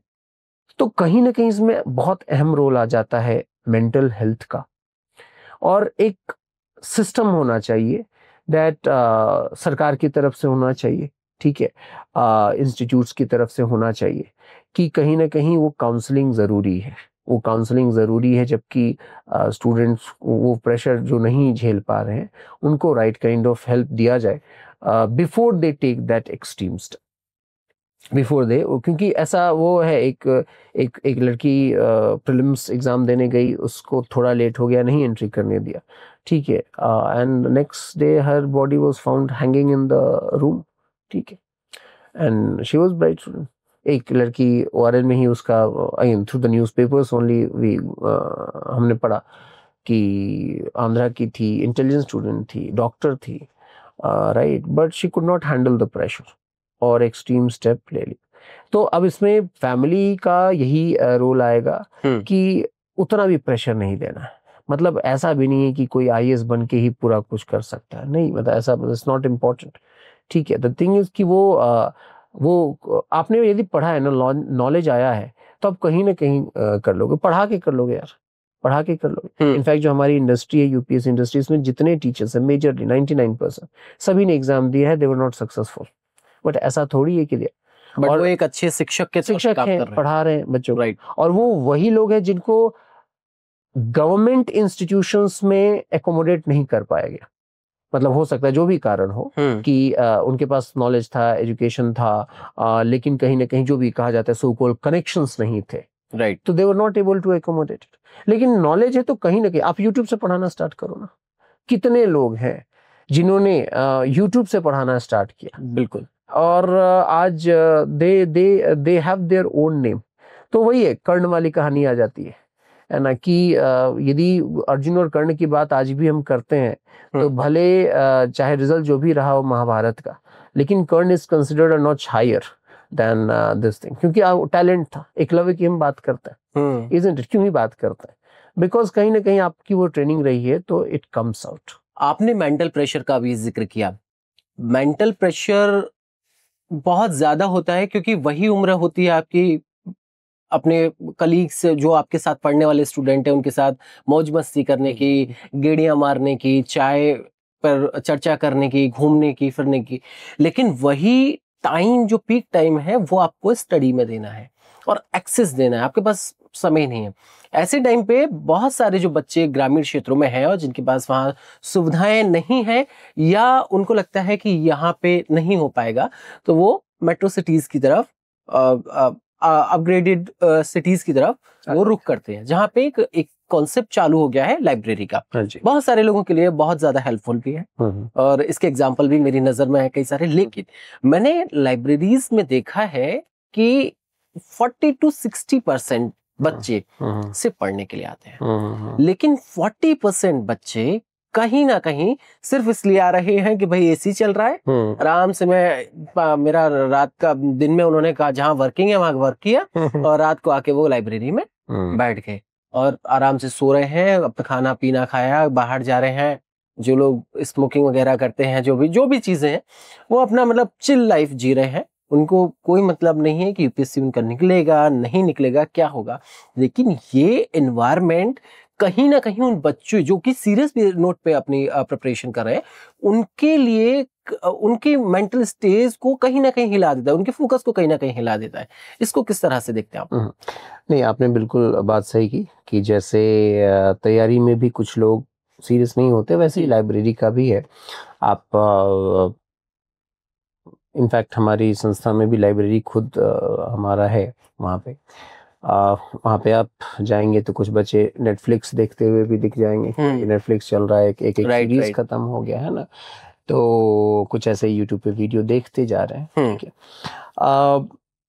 कुछ लोग ऐसे भी हैं जो कि इसलिए लाइब्रेरी वो आ गए क्योंकि उनकी महिला मित्र वहाँ पे ऑलरेडी पढ़ रही थी, राइट, तो इसलिए भी आ गए, तो समय बिताना चाह रहे हैं, तो भी तरीका अपना चॉइस है, isn't it? तो भाई ऑफन क्लास में कहते हैं कि भारत में जवानी बर्बाद करने के कई तरीके हैं, ये एक तरीका ही है कि आप यूपीएससी की तैयारी कर रहे हैं लेकिन सीरियस नहीं है, तो आप you are wasting your time, isn't it? Right. जहाँ तक बात है कि क्या बाकी स्टूडेंट्स अफेक्ट हो रहे हैं, बहुत ज़्यादा नहीं होते क्योंकि उनको पता है, मतलब वो अपना सीट सिलेक्शन भी वैसे करेंगे, वो नहीं अफेक्ट होते हैं। ठीक है। और जो अफेक्ट हो जा रहा है फिर आपका रिजॉल्व क्या है। इनफैक्ट स्टूडेंट्स पूछते हैं कि sir what can keep us motivated. मैं बोलता हूँ कि मैं जो कह रहा हूँ वो उसके लिए तुमको मतलब वो सुनना पड़ा है मोटिवेशन के लिए, तो फिर कहीं ना कहीं प्रॉब्लम है। मैं बस एक सिंपल सा अगेन नॉर्मल फेयरवेल के दिन ही बोलता हूँ स्टूडेंट्स को कि जब भी लगे ना कि मोटिवेशन कम हो रहा है, तो बस जस्ट क्लोज योर आइज और just imagine making 2 phone calls अपने पेरेंट्स को, मम्मी पापा, जिन दोनों में से जो ज्यादा क्लोज हो उसको। ठीक है, आमतौर पर बच्चे माँ से ज्यादा क्लोज रहते हैं, तो आप 2 फोन कीजिए। एक में बोलिए कि माँ सिलेक्शन हो गया, रैंक 57, रैंक 56 आ गया, एंड फील दैट मोमेंट। और दूसरा फोन कॉल इमेजिन कीजिए कि माँ इस बार भी एग्जाम हुआ और सिलेक्शन नहीं हुआ। दिमाग होश में आ जाएगा, तुरंत समझ में आ जाएगा कि मोटिवेशन चाहिए कि नहीं चाहिए। अदरवाइज वो जो कान में ईयरफोन लगा के कोई स्पीकर चिल्ला रहा है और मोटिवेट कर रहा है ना, 5 मिनट रहता है वो, उससे ज्यादा नहीं रहता है। और ये एग्जाम है, मैराथन है। यहाँ पे ये नहीं है T20 नहीं है, इट्स अ टेस्ट मैच। इसमें आपको एवरीडे मोटिवेट रहना पड़ेगा। उसके लिए मतलब जैसे स्टूडेंट्स क्या करते हैं कि वॉलपेपर पे लबासना का फोटो ये सब लगाते हैं। इनफैक्ट लाइब्रेरी में जाएंगे तो लाल बत्ती वाली कार की भी फोटो लगी। ये इमीडिएट आपको एक इम्पल्स देगा मोटिवेशन का, बट ये आपको सस्टेन नहीं होने देगा। सस्टेन वही चीज करेगा जो आपका एक लार्जर गोल है, कि यदि आपको सोसाइटी के लिए काम करना है, यदि आप फील करें कि मेरे किसी एफर्ट से एक बूढ़ा आदमी जो कि अदरवाइज हॉस्पिटल का बेड उसको नहीं मिल पा रहा था, वो बाहर पड़ा हुआ था, आपके एफर्ट से यदि उसको हॉस्पिटल का बेड मिल जा रहा है, आपके एफर्ट से एक बच्ची जो कि एजुकेशन नहीं ले पा रही थी, आपके एफर्ट से यदि उसको ठीक ठाक एजुकेशन मिल जाती, वो सेटिस्फैक्शन, तो वो आपको मोटिवेट करेगा। या फिर उतना भी नहीं सोचना है, ठीक, आप अपने पेरेंट्स के बारे में सोचो ना, कि आप बस सोचो कि आपके रिजल्ट को सुन के, इनफैक्ट कोट मैंने कहा था कि the best feeling in the world is to see your parents happy and if you are the reason. तो उससे तो बेटर कुछ हो ही नहीं सकता। इस बार रैंक 30 है, ऋषभ जी हमारे स्टूडेंट है, गुजरात का लड़का है, स्मित पांचाल नाम है उसका। ठीक है। उसकी जर्नी थोड़ी मेरे लिए स्पेशल इसलिए है क्योंकि वो जब एडमिशन लेने आया था तो समहाउ ऑफलाइन सीटें भर गई थी, उसको एडमिशन नहीं मिल रहा था। वो पूरे क्लास वो बाहर बैठा रहा, बोला कि सर मेरे को ऑफलाइन में ही एडमिशन लेना है, ठीक, मेरे को ऑफलाइन ही पढ़ना है। उसने एडमिशन लिया, फिर सीधा सिलेक्शन के बाद जो है मिला, तो उसने बताया कि ऐसा हुआ। अहमदाबाद से है, उसके पिताजी जो है लोहार कम्युनिटी से मतलब वो आता है। उसके पिताजी आयरन वर्क करते हैं, मतलब करवाते नहीं है, करते हैं खुद, वेल्डिंग करते हैं खुद। और उसके चलते क्या हुआ, उनका हाफ बॉडी जो है ना पार्शियली पैरालाइज्ड हो गया है, क्योंकि वो जो लोहा उठाया जाता है। उसने कहा कि सर, और उसके बीच में बहुत स्ट्रगल्स रहे, बहुत स्ट्रगल्स रहे। उसने कहा कि सर जब सिलेक्शन हुआ तो मैं पापा के पास गया और मैंने कहा पापा, गुजराती में, अब तुम्हें काम करने की जरूरत नहीं। तो ये जो लाइन है ना, ये बहुत नसीब वालों को बोलने का मौका मिलता है। राइट। और आप सोचिए कि मतलब वो फोटोज दिखा रहा था स्मिथ कि एक्चुअली उसके फादर काम करे, वही साइट पे ही खा रहे, जैसे प्रॉपर टिफिन खोल के खाते हैं ना, क्योंकि उतना भी समय नहीं है कि घर जाके वो खा सके। तो अब सोचिए कि उस स्टूडेंट ने अपने फैमिली को कहाँ पहुंचा दिया। अब सिलेक्शन के बाद वो किस मंत्री, किस आईएएस ऑफिसर गुजरात से नहीं मिला होगा, वो गुजरात कैडर मिल जाएगा उसको। सोचिए कि क्या द काइंड ऑफ हैप्पीनेस जो कि उसके पेरेंट्स के को आया। मनु का फिर से एग्जांपल लीजिए कि अब मनु, क्या मनु को अब डिसेबल्ड बोल सकते हैं? नहीं। 10 लोग, अभी मनु का फोन आया था जब लवासना जा रहे थे, तो उन्होंने वहां से फोन किया था कि सर कल से जो है वो ट्रेनिंग स्टार्ट। उनकी मदर का मैसेज आया था कि पहली बार मनु घर से बाहर जा रहा है, मतलब मेरे से अलग हटके रहेगा, मेरे को थोड़ा ये एंग्जाइटी आ रही है। मैंने कहा कि अब मनु इज इंडिपेंडेंट। उसको लवासना हॉस्टल में 2 केयर टेकर्स मिले हैं हॉस्टल में, और सर्विस में जब एंट्री करेगा तो फिर क्या ही पूछना है, पूरा महकमा रहेगा उसके।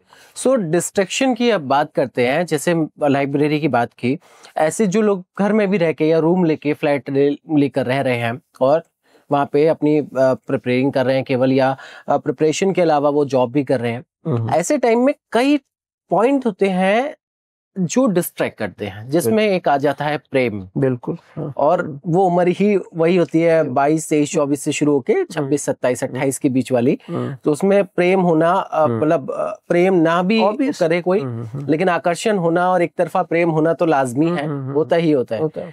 इसके अलावा social media, clubbing, metro cities में आप क्लबिंग वगैरह, ये बहुत सारी चीजें हैं जो डिस्ट्रैक्ट करती हैं। तो इन सारी चीजों में खास तौर से प्रेम को और यूपीएससी को कैसे मैनेज करें एक साथ? बिल्कुल, आपने एकदम बहुत ही रेलेवेंट क्वेश्चन पूछा। एक स्टूडेंट है, अपना नाम इसलिए नहीं लेंगे क्योंकि अभी वो लाइब्रेरी में पढ़ता है। वो एक बार पूछा कि सर डिस्ट्रैक्शंस हो रहे हैं। अभी क्या है कि जो हमारी सीनियर टीचर है शुभ्रा मैम, काफी सीनियर है, तो हो सकता है बच्चे उनसे बहुत ज्यादा शेयर करने में नहीं, गर्ल्स कंफर्टेबल रहती है शेयर करने में, बॉयज नहीं। उसने आया कि सर डिस्ट्रैक्शन हो रहा है, और उसने किस प्रकार का डिस्ट्रैक्शन हो रहा है पूरा विवरण दिया उसने। ठीक है, और वो इसी प्रेम प्रसंग से ही जुड़ा था। तो मैंने कहा कि पहली बात है कि ये कुछ एबनॉर्मल नहीं है। यदि ये डिस्ट्रैक्शन नहीं होगा तब एबनॉर्मल है। भाई जिस उम्र के जिस स्टेज में हो, ऐसे डिस्ट्रैक्शन तो होंगे, ठीक है। But the thing is, again बात आ जाती है लार्जर पर्पस, ठीक है। दूसरी बात है, मेरे हिसाब से प्रेम कभी भी आपके प्रिपरेशन में बाधा नहीं डाल सकता। प्रेम होना चाहिए, प्रेम सपोर्ट कर सकता है। Rank 1 Kanishak Kataria, he was in a relationship जब वो तैयारी की, फर्स्ट अटेम्प्ट में फर्स्ट रैंक लेके आया वो। He was in a relationship, in fact दुनिया ने जाना जब सिलेक्शन हुआ, ठीक है, कॉलेज के टाइम से था। तो प्रेम कभी बाधा नहीं बन सकता, प्रोवाइडेड कि that should be honest love. It should not B, जो आपने शब्द किया, अट्रैक्शन नहीं होना चाहिए बस। प्रेम तो बल्कि आपको हेल्प करेगा उसमें, इजंट इट? तो कहीं ना कहीं उसमें आप पॉजिटिव, आप if you are honest, again शब्द जो है वो है ऑनेस्टी। तो जिस तरीके से आप तैयारी के प्रति ऑनेस्ट हैं, यदि प्रेम के प्रति भी ऑनेस्ट है, तो वो बाधा नहीं करेगा। और देखिए, इसको ना कहीं हम हमारी सोसाइटी में इसको हम थोड़ा सा नेगेटिव वो वे में देखते हैं। कुमार विश्वास कहते हैं कि प्रेम की हम पूजा तो कहते हैं, लेकिन जब अपने पे बात आ जाती है तो समाज जो है उस चीज को रेजिस्ट करता है। तो ये it should be seen as virtue, कि मतलब ये तो काबिलियत थी कि एक लड़का एक लड़की अपने फ्यूचर पार्टनर को सेलेक्ट कर पाए कि भैया हम एक दूसरे के कंपैटिबल हैं और हम साथ रहेंगे। ये तो अच्छी बात है ना, ठीक है। बट हाँ, it should not be a just bodily attraction, और if I can use the word sexual attraction, because that will take the energy away from you. As long as you are honest, चाहे वो success हो failure हो, the thing is आप life में successful हो, ठीक है, तो थोड़ा सा डिफरेंशिएट यहाँ करना पड़ेगा the attraction and the actual love. हालांकि एक शेर है जो कि क्लास में मैं ऑफन कहता हूँ कि गुजर जा अक्ल से आगे, गुजर जा अक्ल से आगे, कि ये नूर चरागे राह है, मंजिल नहीं है तेरी। तो कहने का मतलब है कि फर्स्ट अचीव दिस, ठीक है, आप दोस्त हो सकते हैं, लेकिन हिंदी मूवीज में कहा जाता है ना कि प्रेम से पेट नहीं भरता, राइट, isn't it? तो कहीं ना कहीं उसमें विश्वास करना पड़ेगा, and that's why you'll find that most many people they also settle in their life। एक बार जब लवासना में ट्रेनिंग होती है तो people choose their partners उनको, and then they, because now they are successful, वो वाला they have already achieved जो उन्हें अचीव करना था, ठीक है। तो उसमें थोड़ा हमें डिफरेंशिएट करके यदि चलें तो आई थिंक वो सॉर्ट हो जाता है, कोई बहुत ज्यादा। सोशल मीडिया पे एक रील देखी थी मैंने, एक बहुत ही यूपीएससी के बड़े प्रसिद्ध टीचर हैं, इंडिया में बहुत ज्यादा पॉपुलर है, उनकी एक रील थी, उन्होंने बोला था कि देश में जो भी युवा पीढ़ी है उनमें जब बच्चे 12th और ग्रेजुएशन करके निकल रहे हैं उनको 2 अटेम्प्ट जरूर देने चाहिए, 2 साल प्रिपरेशन जरूर करनी चाहिए, चाहे उनका गोल यूपीएससी हो या ना हो। इस बात से सत्य प्रकाश सर कितना इत्तेफाक रखते हैं? पहली बात है कि एब्सोल्यूट वे में तो नहीं कर सकते कि सबको देना चाहिए, ठीक है, क्योंकि हो सकता नहीं, उनका मतलब कहने का है कि आप 2 साल अगर करेंगे, हो ना हो, आपका गोल हो ना हो, लेकिन आप इंसान जरूर बेहतर बन जाएंगे। बिल्कुल, इससे मैं पूरी तरीके से इत्तेफाक रखता हूँ। जो मैंने बताया ना कि एग्जाम जो है ना आपको नॉलेज वाइज ट्रेन करता है, आपको तैयार कर देता है। ये 2 साल में एग्जाम इतना बार उठा के आपको पटकेगा, ठीक है, कि आप अब उसके बाद मतलब इनफैक्ट मेरा मानना है कि आपने एग्जाम दिया और यदि जब आप उससे प्रोसेस से बाहर निकलते हैं वेदर सक्सेसफुल और नॉट, तो आप इतना ग्रेविटी आ जाती है इसमें, यानी जो हल्कापन आपका खत्म हो जाता है।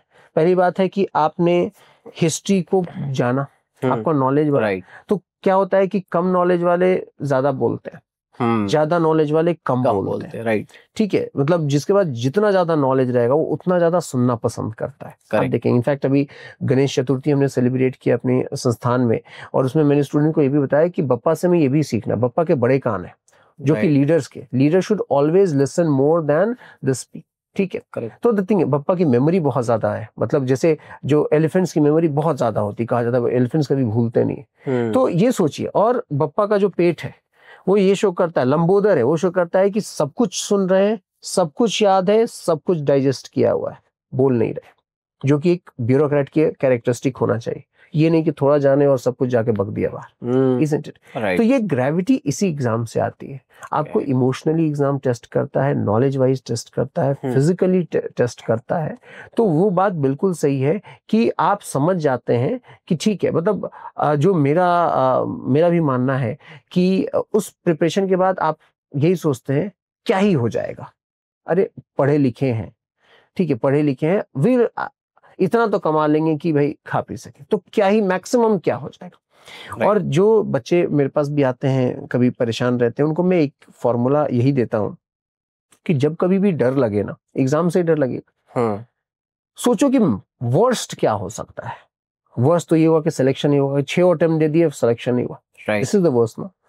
ग्रेजुएट हो, इतना नॉलेज है, ट्यूशन पढ़ा लोगे, कोचिंग कर लोगे, ठीक है, खाए बिना तो नहीं मरोगे। और जबकि ये worst situation, because once you make peace with the worst situation then तो फिर आप विनर। एक बहुत अच्छी स्टोरी है सीबीएसई बोर्ड में शायद अभी भी होगी, इंग्लिश की किताबें 11th या 12th में, जिसमें एक कहानी है किसी फॉर्मर यूएस प्रेसिडेंट का, जिनको तैरने से बहुत डर लगता था, तैरने से बहुत डर लगता था, और वो तैरना सीख रहे हैं। तैरने के दौरान एक इंस्टेंस ऐसा आता है कि वो अचानक से एकदम शिथिल हो जाते हैं, मतलब वो नहीं, उनका हाथ पांव नहीं चल रहा है और वो डूबने लगते हैं। डूबने, उनको लगता है कि अब तो हम मर ही गए, ठीक है। देन उन्होंने एक लाइन लिखी थी उस चैप्टर में कि वो कहते हैं कि then I realised there is a peace in dying also. When you, जब आप रियलिटी को मान लेते हैं कि यदि मैं ऐसा हूं तो ऐसा हूं, वो उससे ज्यादा पीस आपको नहीं देता। तो प्रिपरेशन आपको ये दर्शाता है कि आप कितने छोटे हैं, इतना लोगों ने इतना अचीव किया और आप कितने छोटे हैं। तो वो ग्रेविटी 100% लेके आता है। तो वो उस हिसाब से मैं भी उसमें मानता हूँ कि हाँ ऐसा होना चाहिए। बिल्कुल। जो बच्चे यूपीएससी की तैयारी कर रहे हैं और वो सफल नहीं हो पाते हैं और उसके बाद वो यूपीएससी जो आईएएस और पीसीएस अधिकारी हैं उनको उनकी तैयारी कराने के लिए काम करने लगते हैं, एज अ टीचर एजुकेटर काम करते हैं, उनके लिए क्या चैलेंजेस हैं इंडिया में अभी? जो टीचर्स मतलब आप बेसिकली कह रहे हैं कि कोचिंग इंडस्ट्री के लिए? हाँ, कोचिंग इंडस्ट्री के लिए क्या चैलेंजेस हैं? सो ऋषभ जी, पहला चैलेंज तो यही है कि कोचिंग इंडस्ट्री को अभी भी नेगेटिव लाइट में देखा जाता है। राइट। ठीक है, कहीं ना कहीं कहा जाता है कैपिटलिस्टिक मॉडल है, या फिर कहा जाता है कि कॉर्पोरेटाइज्ड हो चुका है। करेक्ट। लेकिन आप बताइए कि ये जो कोचिंग इंडस्ट्रीज आई हैं, कोचिंग बड़ी हैं, it represents the failure of the education system. Otherwise यदि आप कॉलेज में ही वो उस लेवल का एजुकेशन दे देंगे तो स्टूडेंट क्यों आएगा, पैसा क्यों देगा कोचिंग इंडस्ट्री को? ठीक है। It also represents that those teachers who are teaching in the coaching industry they have not been accommodated, जो कि मेन स्ट्रीम एजुकेशन सिस्टम है। सबका पहला प्रेफरेंस होता है सरकारी नौकरी इंडिया में, इतना मान लीजिए। राइट। तो कोई भी टीचर जो कोचिंग में पढ़ा रहा है, पहले वो कोशिश करता है कि भाई एज एन असिस्टेंट प्रोफेसर जिस लेवल पे वो सरकार में चला जाए। लेकिन वही मैंने बताया कि maybe lack of connection and all, फिर उसके पास कोई और उपाय नहीं रहता, वो भाई जीवन तो चलाना ही, अपने अपने उसको फाइनेंशियली आपको इंडिपेंडेंट रहना, इस तरीके से आता है। ठीक है। और कहीं ना कहीं कोचिंग ना उस गैप को फिल करती है। यूपीएससी का डिमांड ये है, एजुकेशन सिस्टम ये दे रहा है, ये गैप कहाँ से होगा?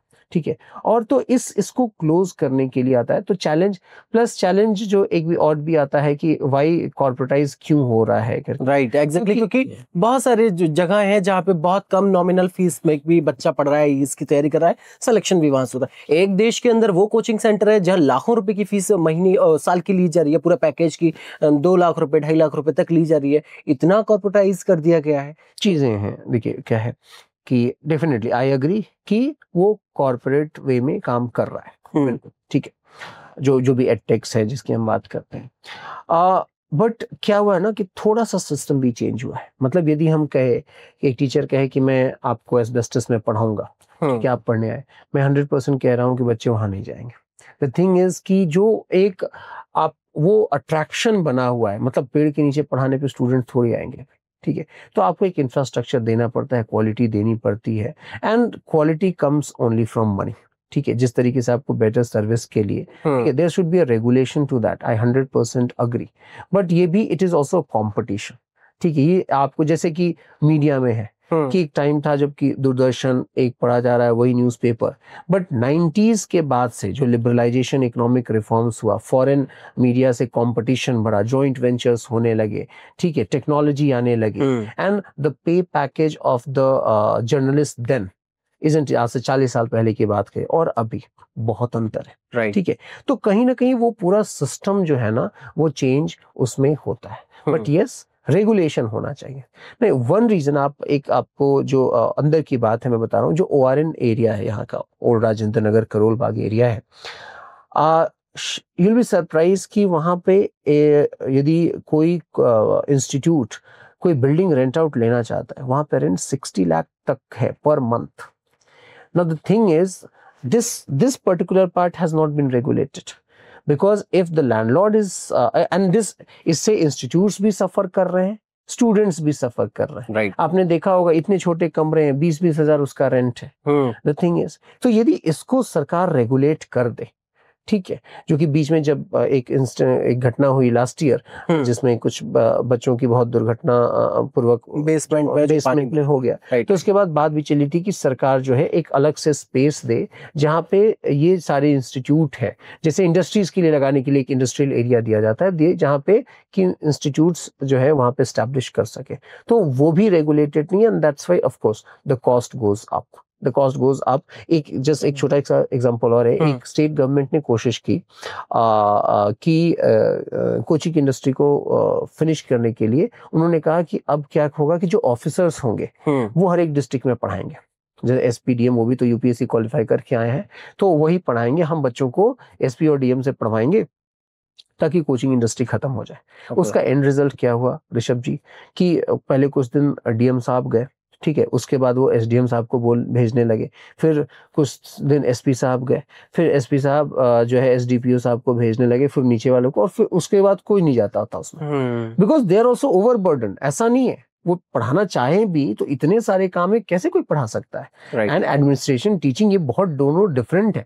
और भी इस एग्जाम के लिए पढ़ाना, इट इज अ वेरी, मतलब हम टीचर्स को भी पढ़ना पड़ता है, डेली बेसिस पे 4-5 घंटे खुद पढ़ते हैं, बिकॉज नहीं आप अपडेट रहिएगा तो आप तुरंत इररिलेवेंट हो जाएगा। तो यही सब करके of course the cost goes up. इससे मेरे को एक शख्स की याद आती है, पंकज वर्मा जी हैं हमारे यूपी में, और पीसीएस अधिकारी हैं अभी, शायद मैं जहां तक गलत नहीं हूँ सिद्धार्थ नगर में पोस्टेड है, पहले अलीगढ़ में पोस्टेड थे जी। क्योंकि वो अलीगढ़ में थे और मैं वहां पे रेडियो में था, तो मेरे को थोड़ा सा उनके साथ मेरा इंटरेक्शन था।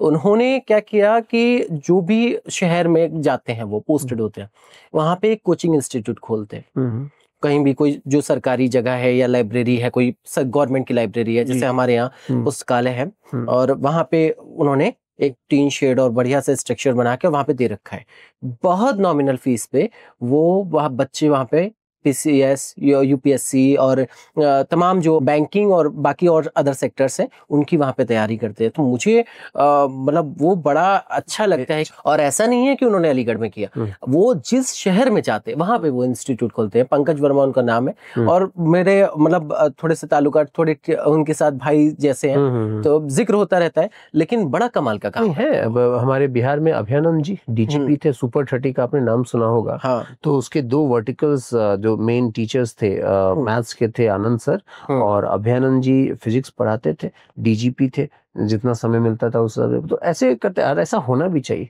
द थिंग इज, बट वही बात आ जाता है कि प्रैक्टिकली कहाँ तक पॉसिबल हो, ठीक है, उस हिसाब से। और कहीं ना कहीं डिमांड ज्यादा है, सप्लाई कम है। आपने जिनका नाम लिया, मैंने जिनका नाम लिया, ऐसे लोग बहुत कम है। अदरवाइज ये मोस्टली ये चीजें रील्स तक ही रह जाती हैं, ये रील्स तक ही रह जाती हैं, उसके बियॉन्ड नहीं जा पाती। बिल्कुल। लेकिन मैं पंकज जी जो ऐसे और बाकी के जो भी आपने नाम गिनाए, ऐसे लोगों का बड़ा धन्यवाद है। बिल्कुल। देश के अंदर जहां बहुत टफेस्ट एग्जाम जो है उसकी तैयारी बहुत नॉमिनल पैसे खर्चे में करवाई जा रही है, और हर शहर में वो इस तरीके का एक सिस्टम बना के दे के जाते हैं जहाँ पे पोस्टेड रहते हैं कि भाई यहाँ के बच्चे कम से कम यहाँ पे आके तैयारी कर सकें, बैठ सके और अपनी स्टडी को, वो बात भी कर ले स्टूडेंट से, स्टूडेंट को देख के मोटिवेट हो जाए, क्योंकि वो तो खुद सिलेक्टेड है ना। मतलब मैं जो सपना स्टूडेंट देखता है, जो वो वहाँ पहुंचना चाह रहा है, वहाँ पे ऑलरेडी वो स्टार है वहाँ के, तो वो तो अपने आप में मोटिवेशन, यदि कोई समय निकाल दे, नथिंग लाइक दैट। और फिर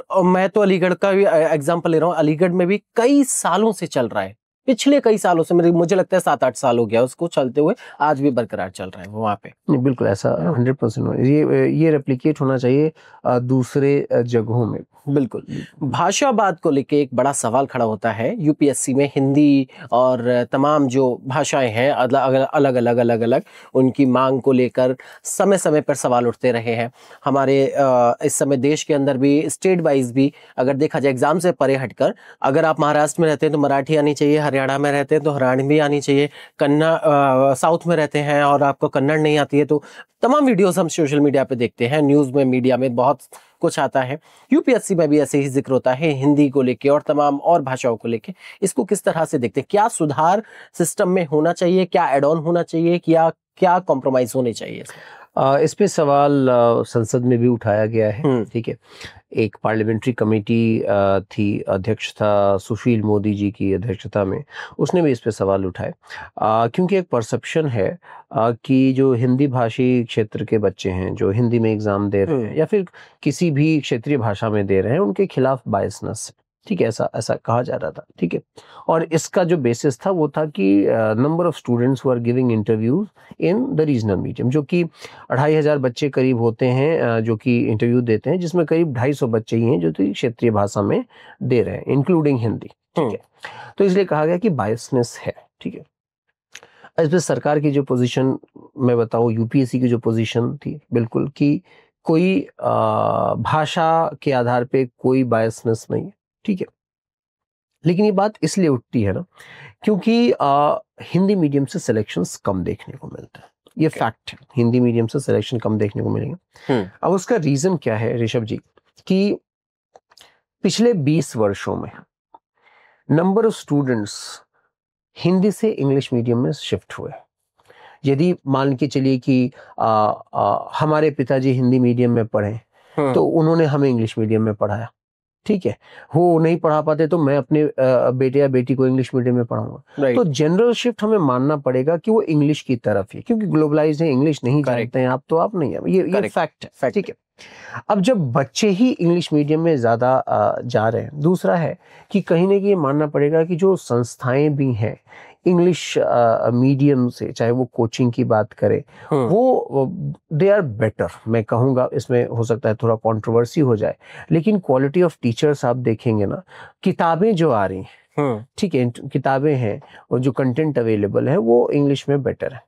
इसलिए मेरे से कुछ पूछने भी आता है, कोई ऐसा स्टूडेंट है जो कि हिंदी मीडियम से, वो पूछ रहा है कि इंग्लिश सर क्या मैं इंग्लिश मीडियम में दे दूं, मैं कहता हूं कि दे दो, क्योंकि ये फैक्ट है कि सिलेक्शन हो रहा है। बायसनेस यूपीएससी ने कोई भी डिनाई किया, मेरे को भी नहीं लगता कि कोई बायसनेस है। मैं तो उल्टा कहता हूं कि मेरे हिसाब से बोर्ड जो हिंदी में इंटरव्यू देगा उसको ज़्यादा अप्रिशिएट करेगा रादर देन कि कोई इंग्लिश में दे, ठीक है। और हिंदी में इनफैक्ट ये यूपीएससी में ऑप्शन भी दिया है कि आप पूरा एग्जाम चाहें तो इंग्लिश में लिखें, आप इंटरव्यू हिंदी में चाहें तो दे सकते हैं, या फिर किसी भी, जो हमारी 8वीं अनुसूची में 22 भाषाएं हैं उसमें किसी भी भाषा में आप इंटरव्यू दें और एक ट्रांसलेटर रखा जाएगा जो आपके कम्युनिकेट करेगा। कुछ लोगों ने अपना पर्सनल एक्सपीरियंस भी बताया है कि बल्कि ट्रांसलेटर कहीं ना कहीं से थोड़ा हेल्प भी कर देता है ट्रांसलेट करते समय, जो भी हो। लेकिन मेरे हिसाब से बायसनेस नहीं है। यूपीएससी एक ऐसी संस्था है ऋषभ जी ना, जो कि अभी तक उसने अपना मेंटेन करके रखा है। यूपीएससी पे कोई बड़ा प्रश्न आज तक नहीं उठाया गया, और यदि हमारे सिस्टम में मेरिट मेंटेन्ड है ना, थैंक्स टू यूपीएससी। एसएससी पे हमने देखा कितना प्रोटेस्ट, एसएससी पे मैं वही सवाल लेकर आ रहा था, अभी हाल ही में एसएससी का जिस तरीके से हुआ और उसके बाद प्रोटेस्ट, तमाम दिल्ली में प्रोटेस्ट हुआ, जगह जगह प्रोटेस्ट हुआ, उसमें देखा गया कि जो टीचर्स आईएएस और पीसीएस बनाते हैं उन्हीं लोगों को उठा के जेल में डाल दिया गया प्रोटेस्ट करने के लिए। उसी के अलावा जिन लोगों ने जेल में डाला, मैं मतलब चौंका हुआ था ये सीन देखकर कि जिन पुलिस अधिकारियों ने या उन्होंने जिन टीचर्स को डाला वो उन्हीं के स्टूडेंट हैं। तो इसको किस तरह, आपका क्या पॉइंट ऑफ व्यू है इसको लेकर? मेरा जो पॉइंट ऑफ व्यू है, टीचर्स को प्रोटेस्ट करना चाहिए नहीं, या जो भी सरकार ने प्रोसेस अपनाया, जेल में डालने वाला या जो भी चीजें नई कार्रवाई हुई उस पे काम करना चाहिए, या एसएससी का एग्जाम को लेकर क्या पॉइंट ऑफ व्यू है, क्या बदलाव, क्या सरकार को इस पे ध्यान देना चाहिए? अब इसमें ये जो पर्टिकुलर आपने कहा ना कि उन्हीं को स्टूडेंट ने उठा के उनको जेल में डाल दिया, अब वही है कि कहा जाता है कि मैं भी सही था, तू भी सही थी, बस यही बात गलत थी, isn't it? दोनों अपने जगह पे ठीक है। टीचर्स ने प्रोटेस्ट किया क्योंकि एसएससी में जिस तरीके के क्वेश्चन पूछे गए, क्वेश्चन पूछा गया कि कैटरीना कैफ का हाइट कितना है, ऐसे क्वेश्चन पूछे गए। क्वेश्चन पूछा गया कि पंचर बनाने का प्रोसेस क्या है, वो पूछा गया। क्वेश्चन पूछा गया कि डीजे वाले बाबू जो रैप है वो किसने बनाया। क्या ये क्वेश्चन एसएससी में पूछने चाहिए? ठीक है, यानी क्वेश्चन के स्तर कम हुए, ठीक है। दूसरा कि जिस तरीके से गुणवत्ता कम है, हाँ। दूसरी बात है कि जिस तरीके से एग्जाम सेंटर्स को मिसमैनेज किया गया, एक स्टूडेंट दिन रात पढ़ के लास्ट वो पढ़ के जाता है कि बस ये पॉइंट है, इसको क्रॉस कर जाऊं हमारी लाइफ सॉर्टेड है, और आप वहां पे सेंटर पे जाके देखता है कि एग्जाम कैंसिल हो रहा है, सेंटर पे माउस नहीं चल रहा है, उसको प्रॉपर पेन नहीं दिया गया है, सिस्टम जो है अटक रहा है। तो वो तो मुद्दे जो उठाए गए बिल्कुल उठाए टीचर्स ने, और मैं धन्यवाद देता हूँ उन टीचर्स का कि वो अपने स्टूडेंट्स के लिए खड़े हुए। अदरवाइज कंफर्टेबल लाइफ जी रहे हैं, पैसे कमा रहे हैं, उनको क्या जाना था, बैक तो आएंगे, वो पैसे कमा रहे हैं। तो जो भी टीचर्स उन्होंने बहुत एक लीडरशिप दिखाई, ऐसा होना चाहिए। कमिंग टू जिन्होंने जेल में डाला, अब उनकी भी पोजीशनिंग आप समझिए, उनको भी ऑर्डर्स मिले। तो मुझे पता है कि ये मेरा गुरु है, इसने मेरे को बनाया, लेकिन I am following the order, ठीक है। अब ये जो पूरा ये सिस्टम है ना, इसको जो ब्यूरोक्रेटिक सिस्टम है, एक फिलोसोफर है हन्ना अरेंट, उन्होंने इस चीज को कहा था कि जो ब्यूरोक्रेसी होती है एक ऐसा सिस्टम होता है जिसमें कोई भी फ्रीडम की, कोई भी इंडिपेंडेंट नहीं रहता, सब कहीं ना कहीं बंधे हुए हैं। So there is a tyranny without tyrant. तो वो भी अपना ऑर्डर फॉलो कर रहा है, इजंट? उसके ऊपर जो इंसान बैठा हुआ है, ही इज ऑल्सो रिस्पॉन्सिबल। में कि कोई सुपरिटेंडेंट ऑफ पुलिस हो रहा है, प्रोटेस्ट हो रहा है, यदि वहां पे कुछ भी गलत हो जाए, किसकी जिम्मेदारी होगी? फिर आप मीडिया वाले उसके पास पहुंचेंगे कि भाई ये क्यों हुआ, तो उसकी भी पोजीशन समझिए। लास्ट ईयर जो घटना हुई और जो प्रोटेस्ट हुए स्टूडेंट्स यूपीएससी प्रोटेस्ट में किया, उसमें भी जो आईपीएस आ रहे हैं, जो आईएएस हैं, जो एमसीडी में काम कर रहे हैं, वो सभी यूपीएससी एग्जाम, वो स्टूडेंट्स का दर्द समझ रहे हैं। लेकिन यदि वहां पे कुछ भी गलत हो जाता है, कोई भी दंगा वाला सिचुएशन हो जाता है, वायलेंस हो जाता है, किसकी जिम्मेदारी होगी? तो बस वही है कि मतलब एक अगेन है कि एक मुख्तसर सी जिंदगी की यही अफसाने हैं, यहाँ तीर भी चलाने हैं और परिंदे भी बचाने हैं। बिल्कुल कि आपको दोनों काम करना है, तो दोनों अपने जगह ठीक है।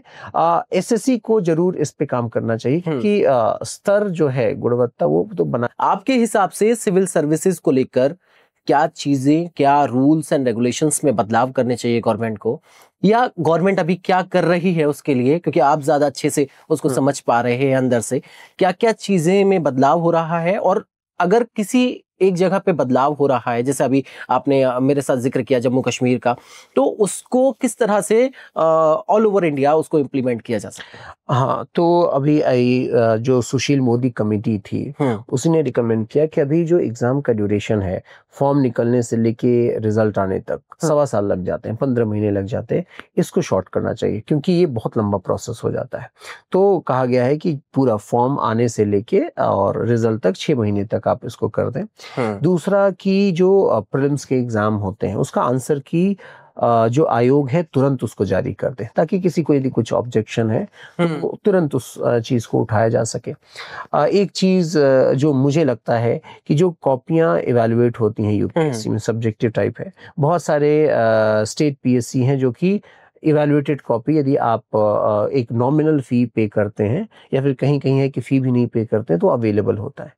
यूपीएससी में वो कॉपीज इवैल्यूएटेड अवेलेबल नहीं होती है, तो कहीं ना कहीं वो चाहिए होगा ताकि कोई बच्चा समझे तो कि कहाँ गलती उससे हो रही है। ये सारी कुछ चीज़ें हैं जो कि बदलाव जरूरी है। जो आपने एग्जांपल दिया कि बहुत सारे ऐसे राज्य हैं जैसे जम्मू कश्मीर है, महाराष्ट्र है, झारखंड के जो ट्राइबल एरियाज हैं, वहाँ पे सरकार ने ही स्टूडेंट्स को स्पॉन्सर करना स्टार्ट किया है। यदि आप तैयारी करना चाहते हैं, एक एग्जाम होगा, आप उसको क्वालिफाई कीजिए, बहुत बेसिक लेवल का एग्जाम होगा, और सरकार आपको एज अ स्कॉलरशिप प्रोवाइड करेगी। आपको जिस भी इंस्टीट्यूट में पढ़ना है आप पढ़िए, आप सरकार उसका पैसा देगी। इनफैक्ट छत्तीसगढ़ का एक ट्राइबल यूथ हॉस्टल है, यहाँ पे बहुत अच्छा हॉस्टल है, इंफ्रास्ट्रक्चर बेहतरीन है, सेक्टर 18A द्वारका में, जहाँ पे बच्चे वहाँ पे रेसिडेंशियल वो रहते हैं, वहाँ पे तैयारी करते हैं। कोलकाता में जो वेस्ट बंगाल का एडमिनिस्ट्रेटिव ट्रेनिंग इंस्टीट्यूट है सॉल्ट लेक में, वहाँ पे करीब 100 बच्चों को रख के रेसिडेंशियल जो है वो तैयारी करवाया जाता है। अलग अलग डिस्ट्रिक्ट में प्रोग्राम्स हैं जहाँ पे कि बच्चे दिल्ली से जो क्लासेस हो रहे हैं सीधा वहाँ पे उसका प्रसारण हो रहा है और वहाँ से वो लर्न कर रहे हैं। तो ऐसे ऐसे इससे क्या होगा कि एक कोई स्टूडेंट अपना ड्रीम भी अचीव कर लेगा और फाइनेंशियली सरकार उसको हेल्प करेगी, और यदि वो वापस सिस्टम में जाता है तो वो गवर्नमेंट में भी कंट्रीब्यूट कर सकते। बिल्कुल सत्यप्रकाश सर, आपके साथ बात करके, चर्चा करके बड़ा मजा आ रहा है, और सवाल मेरे पास अभी बहुत सारे हैं लेकिन समय की अपनी बाध्यता है। एक आखिरी सवाल मेरा आपसे, जो बच्चे यूपीएससी की तैयारी करना चाहते हैं उनको क्या स्टेप बाय स्टेप लेने चाहिए? स्टार्टिंग से कौन सी क्लास से उनको किस सब्जेक्ट पे फोकस करना है, क्या कर, मतलब ओवरऑल उनको क्या फोकस कर, किस चीज पे फोकस करना है? जी, सबसे पहले बात यह जाता है कि ये तय करना कि मुझे सिविल सर्विसेज के लिए जाना है कि नहीं जाना, ठीक है। इसके लिए कहीं ना कहीं money should not be in the mind, क्योंकि सर्विस में जो सैलरी आपको दी जाएगी जो वो ऑफ कोर्स कॉर्पोरेट लेवल की नहीं होगी। जितना कंपटीशन आप फेस करके आ रहे हैं उस हिसाब से कम, सुविधाएं बहुत है, सरकार सुविधाएं बहुत देती है, लेकिन आपको समझना पड़ेगा कि ये सर्विस है। अदरवाइज तो आप कॉर्पोरेट में चले जाइए, बहुत पैसा है आपके पास, तो वो क्लियर होना चाहिए। सेकेंडली, जैसे ही आपको लगे कि अब मेरे को सिविल सर्विसेज देना है, तो न्यूज़पेपर रीडिंग की आपको हैबिट डालनी पड़ेगी। यानी जो आपके आसपास चीजें हो रही हैं जो कि देश के लिए इंपॉर्टेंट है, जैसे नेपाल में हो रहा है तो आपको एक उत्सुक होना पड़ेगा, क्यों हो रहा है, इसका इंडिया पे क्या प्रभाव पड़ेगा, ठीक है। वे फॉर जो यूक्रेन में हो रहा है, जो मिडिल ईस्ट में हो रहा है, वो चीजें आपको अफेक्ट करें, इजंट इट। फिर इसका जो फॉर्मल प्रिपरेशन है मेरे हिसाब से वो ग्रेजुएशन से स्टार्ट किया जा सकता है। ग्रेजुएशन से भी फर्स्ट ईयर से नहीं, इसका मैं कहूँगा कि जब हाफ आप बिता चुके हैं, ओके, यानी यदि 4 साल का कोर्स है तो तीसरे साल से, यदि 3 साल का कोर्स है तो आप मान के चलिए कि फोर्थ सेमेस्टर से आप प्रिपरेशन स्टार्ट कर दें, ठीक है, क्योंकि सिलेबस काफ़ी बड़ा है, जनरल स्टडीज के पेपर पढ़ने हैं आपको, ऑप्शनल पढ़ना होता है, ठीक है, वो करें। और जिस ईयर में आपको एग्जाम देना होता है उसमें आंसर राइटिंग पे बहुत ज़्यादा फोकस करना होता है। इनफैक्ट यदि मैं नंबर दूं तो ये पूरा एग्जाम है वो 2025 मार्क्स का है, जिसमें इंटरव्यू में 275 मार्क्स के सवाल पूछे जाएंगे, बाकी 1750 यानी 86% जो है वो मेंस कंट्रीब्यूट करता है, और मेंस में आंसर राइटिंग है। आपको 27 घंटे लिखने हैं, देयर आर 9 पेपर्स, 3 घंटे ईच, यानी आपको जज किया जा रहा है 27 घंटे के आंसर राइटिंग पे। यानी आपकी आंसर राइटिंग, यदि आपको कोई चीज सिलेक्शन करवा सकती है वो है आंसर राइटिंग। और उत्सुकता होनी चाहिए, मतलब ऐसा नहीं है कि बस सप्लाई ड्रिवन। आपको खुद, यदि आप संविधान देख रहे हैं, बात हो रहा है कि संविधान के बारे में, तो आपको खुद ये उत्सुकता होनी चाहिए कि क्या बदलाव ऐसा संविधान में किया जा रहा है कि ये चीजें हो रही हैं। और ओवरऑल अब आपको एक बार मेंटली प्रिपेयर होके भी आना चाहिए कि things may not be as smooth. कभी कभी क्या होता है कि हम टॉपर स्टॉक सुन के आ जाते हैं, कभी कभी कोई मूवी देख के हम मोटिवेट हो गए, कभी कभी क्या होता है कि कुछ ऐसे भी लोग हैं, और मतलब थोड़ा हास्यास्पद लगेगा कि ब्रेकअप के बाद आ जाते हैं तैयारी करने की हम तो बदला ही लेने में। ऐसे थोड़ी होता है, वो सब चीजें 1-2 महीने रहेंगी। But the thing is, until आप किसी पॉजिटिव चीजें से मोटिवेट हैं, वो आपको वही हेल्प करेगा सस्टेन करने में। अभी के टाइम में ना ही गाइडेंस की कमी है, ना ही कंटेंट का कमी है, बहुत है, मतलब बहुत ज्यादा है। आपको बल्कि सेलेक्टिव होना पड़ेगा, वो बहुत ज्यादा है। Best use of the internet कीजिए। मतलब we are living in such a time कि जब वी वर चिल्ड्रन हमें किताबों से ढूंढना पड़ता था, अब तो गूगल एक बार आप करें सब कुछ आता है, सब कुछ मिल जाता है। तो we are in the best of the times I believe, ठीक है। टेक्नोलॉजी का यूज करें, और यदि आपने वो मान के रखा है, मेहनत कर रहे हैं, तो मोस्ट प्रोबेबली उसमें सक्सेसफुल आपको सक्सेस मिलता है। बिल्कुल सर, बहुत सारी बातें हुई आपसे और चर्चा खत्म करने का मन नहीं कर रहा है, लेकिन वही फिर से कहूँगा कि समय के अभाव है और समय की बाध्यता अपनी है, और समय की घड़ी ने बजा दिया है कि भैया खत्म करिए, बातचीत बहुत ज़्यादा हो गई, लेकिन बड़ी कमाल की बातचीत रही और आपने बहुत सारी चीज़ों पे चर्चा की, हमारी चर्चा हुई, और मुझे लगता है कि जो हमारी ऑडियंस है उनको बहुत सारी चीज़ें अब क्लियर हो गई होंगी, जो प्रिपरेशन करने की सोच रहे हैं, कर रहे हैं या कर चुके हैं और अपने मेंटल ट्रॉमा से जूझने की कोशिश कर रहे हैं, उन लोगों को बहुत सारी क्लैरिटी मिली होगी। Thank you so much for coming. Thank you Rishabh ji, और धन्यवाद इसलिए भी आप मीडिया बंधुओं का, क्योंकि आप लोग ये सक्सेस स्टोरीज दिखाते हैं। तो मे बी ये पॉडकास्ट कोई बच्चा कहीं रूरल एरिया में देख रहा है तो उसको थोड़ी तो जानकारी एग्जाम के बारे में मिली होगी, हो सकता है उसके आसपास कोई उसको ये जानकारी नहीं दे पाता। तो thanks to you and thanks to the internet, जिससे ये चीजें उन तक पहुंच। तो हमारे साथ थे सत्य प्रकाश सर, और तमाम IAS और PCS अधिकारियों को बनाने में उनका बड़ा योगदान रहता है, क्योंकि वो पढ़ाते हैं उनको। उनसे चर्चा की हमने कि UPSC का एग्जाम क्यों टफेस्ट है, क्यों लोग इसके लिए अट्रैक्ट होते हैं और सबसे ज्यादा इसी पर फोकस करते हैं। जो लोग तैयारी करते हैं, सफल हो जाते हैं, उनकी जीवन कैसा होता है, और जो नहीं कर पाते हैं या सफल नहीं हो पाते, क्रैक नहीं कर पाते एग्जाम, उनका जीवन कैसा होता है, उन्हें क्या करना चाहिए। बहुत सारी बातें हुई। कैसा लगा ये पॉडकास्ट जरूर बताइएगा। इसी के साथ हमारे को कमेंट बॉक्स में बताइएगा। अगर आपके कोई सवाल हो, आगे के टॉपिक्स पर पॉडकास्ट देखना चाहते हैं, ये भी जरूर बताइएगा। मेरा नाम है ऋषभ अग्रवाल, आप देख रहे हैं युग चरण पॉडकास्ट। नमस्कार।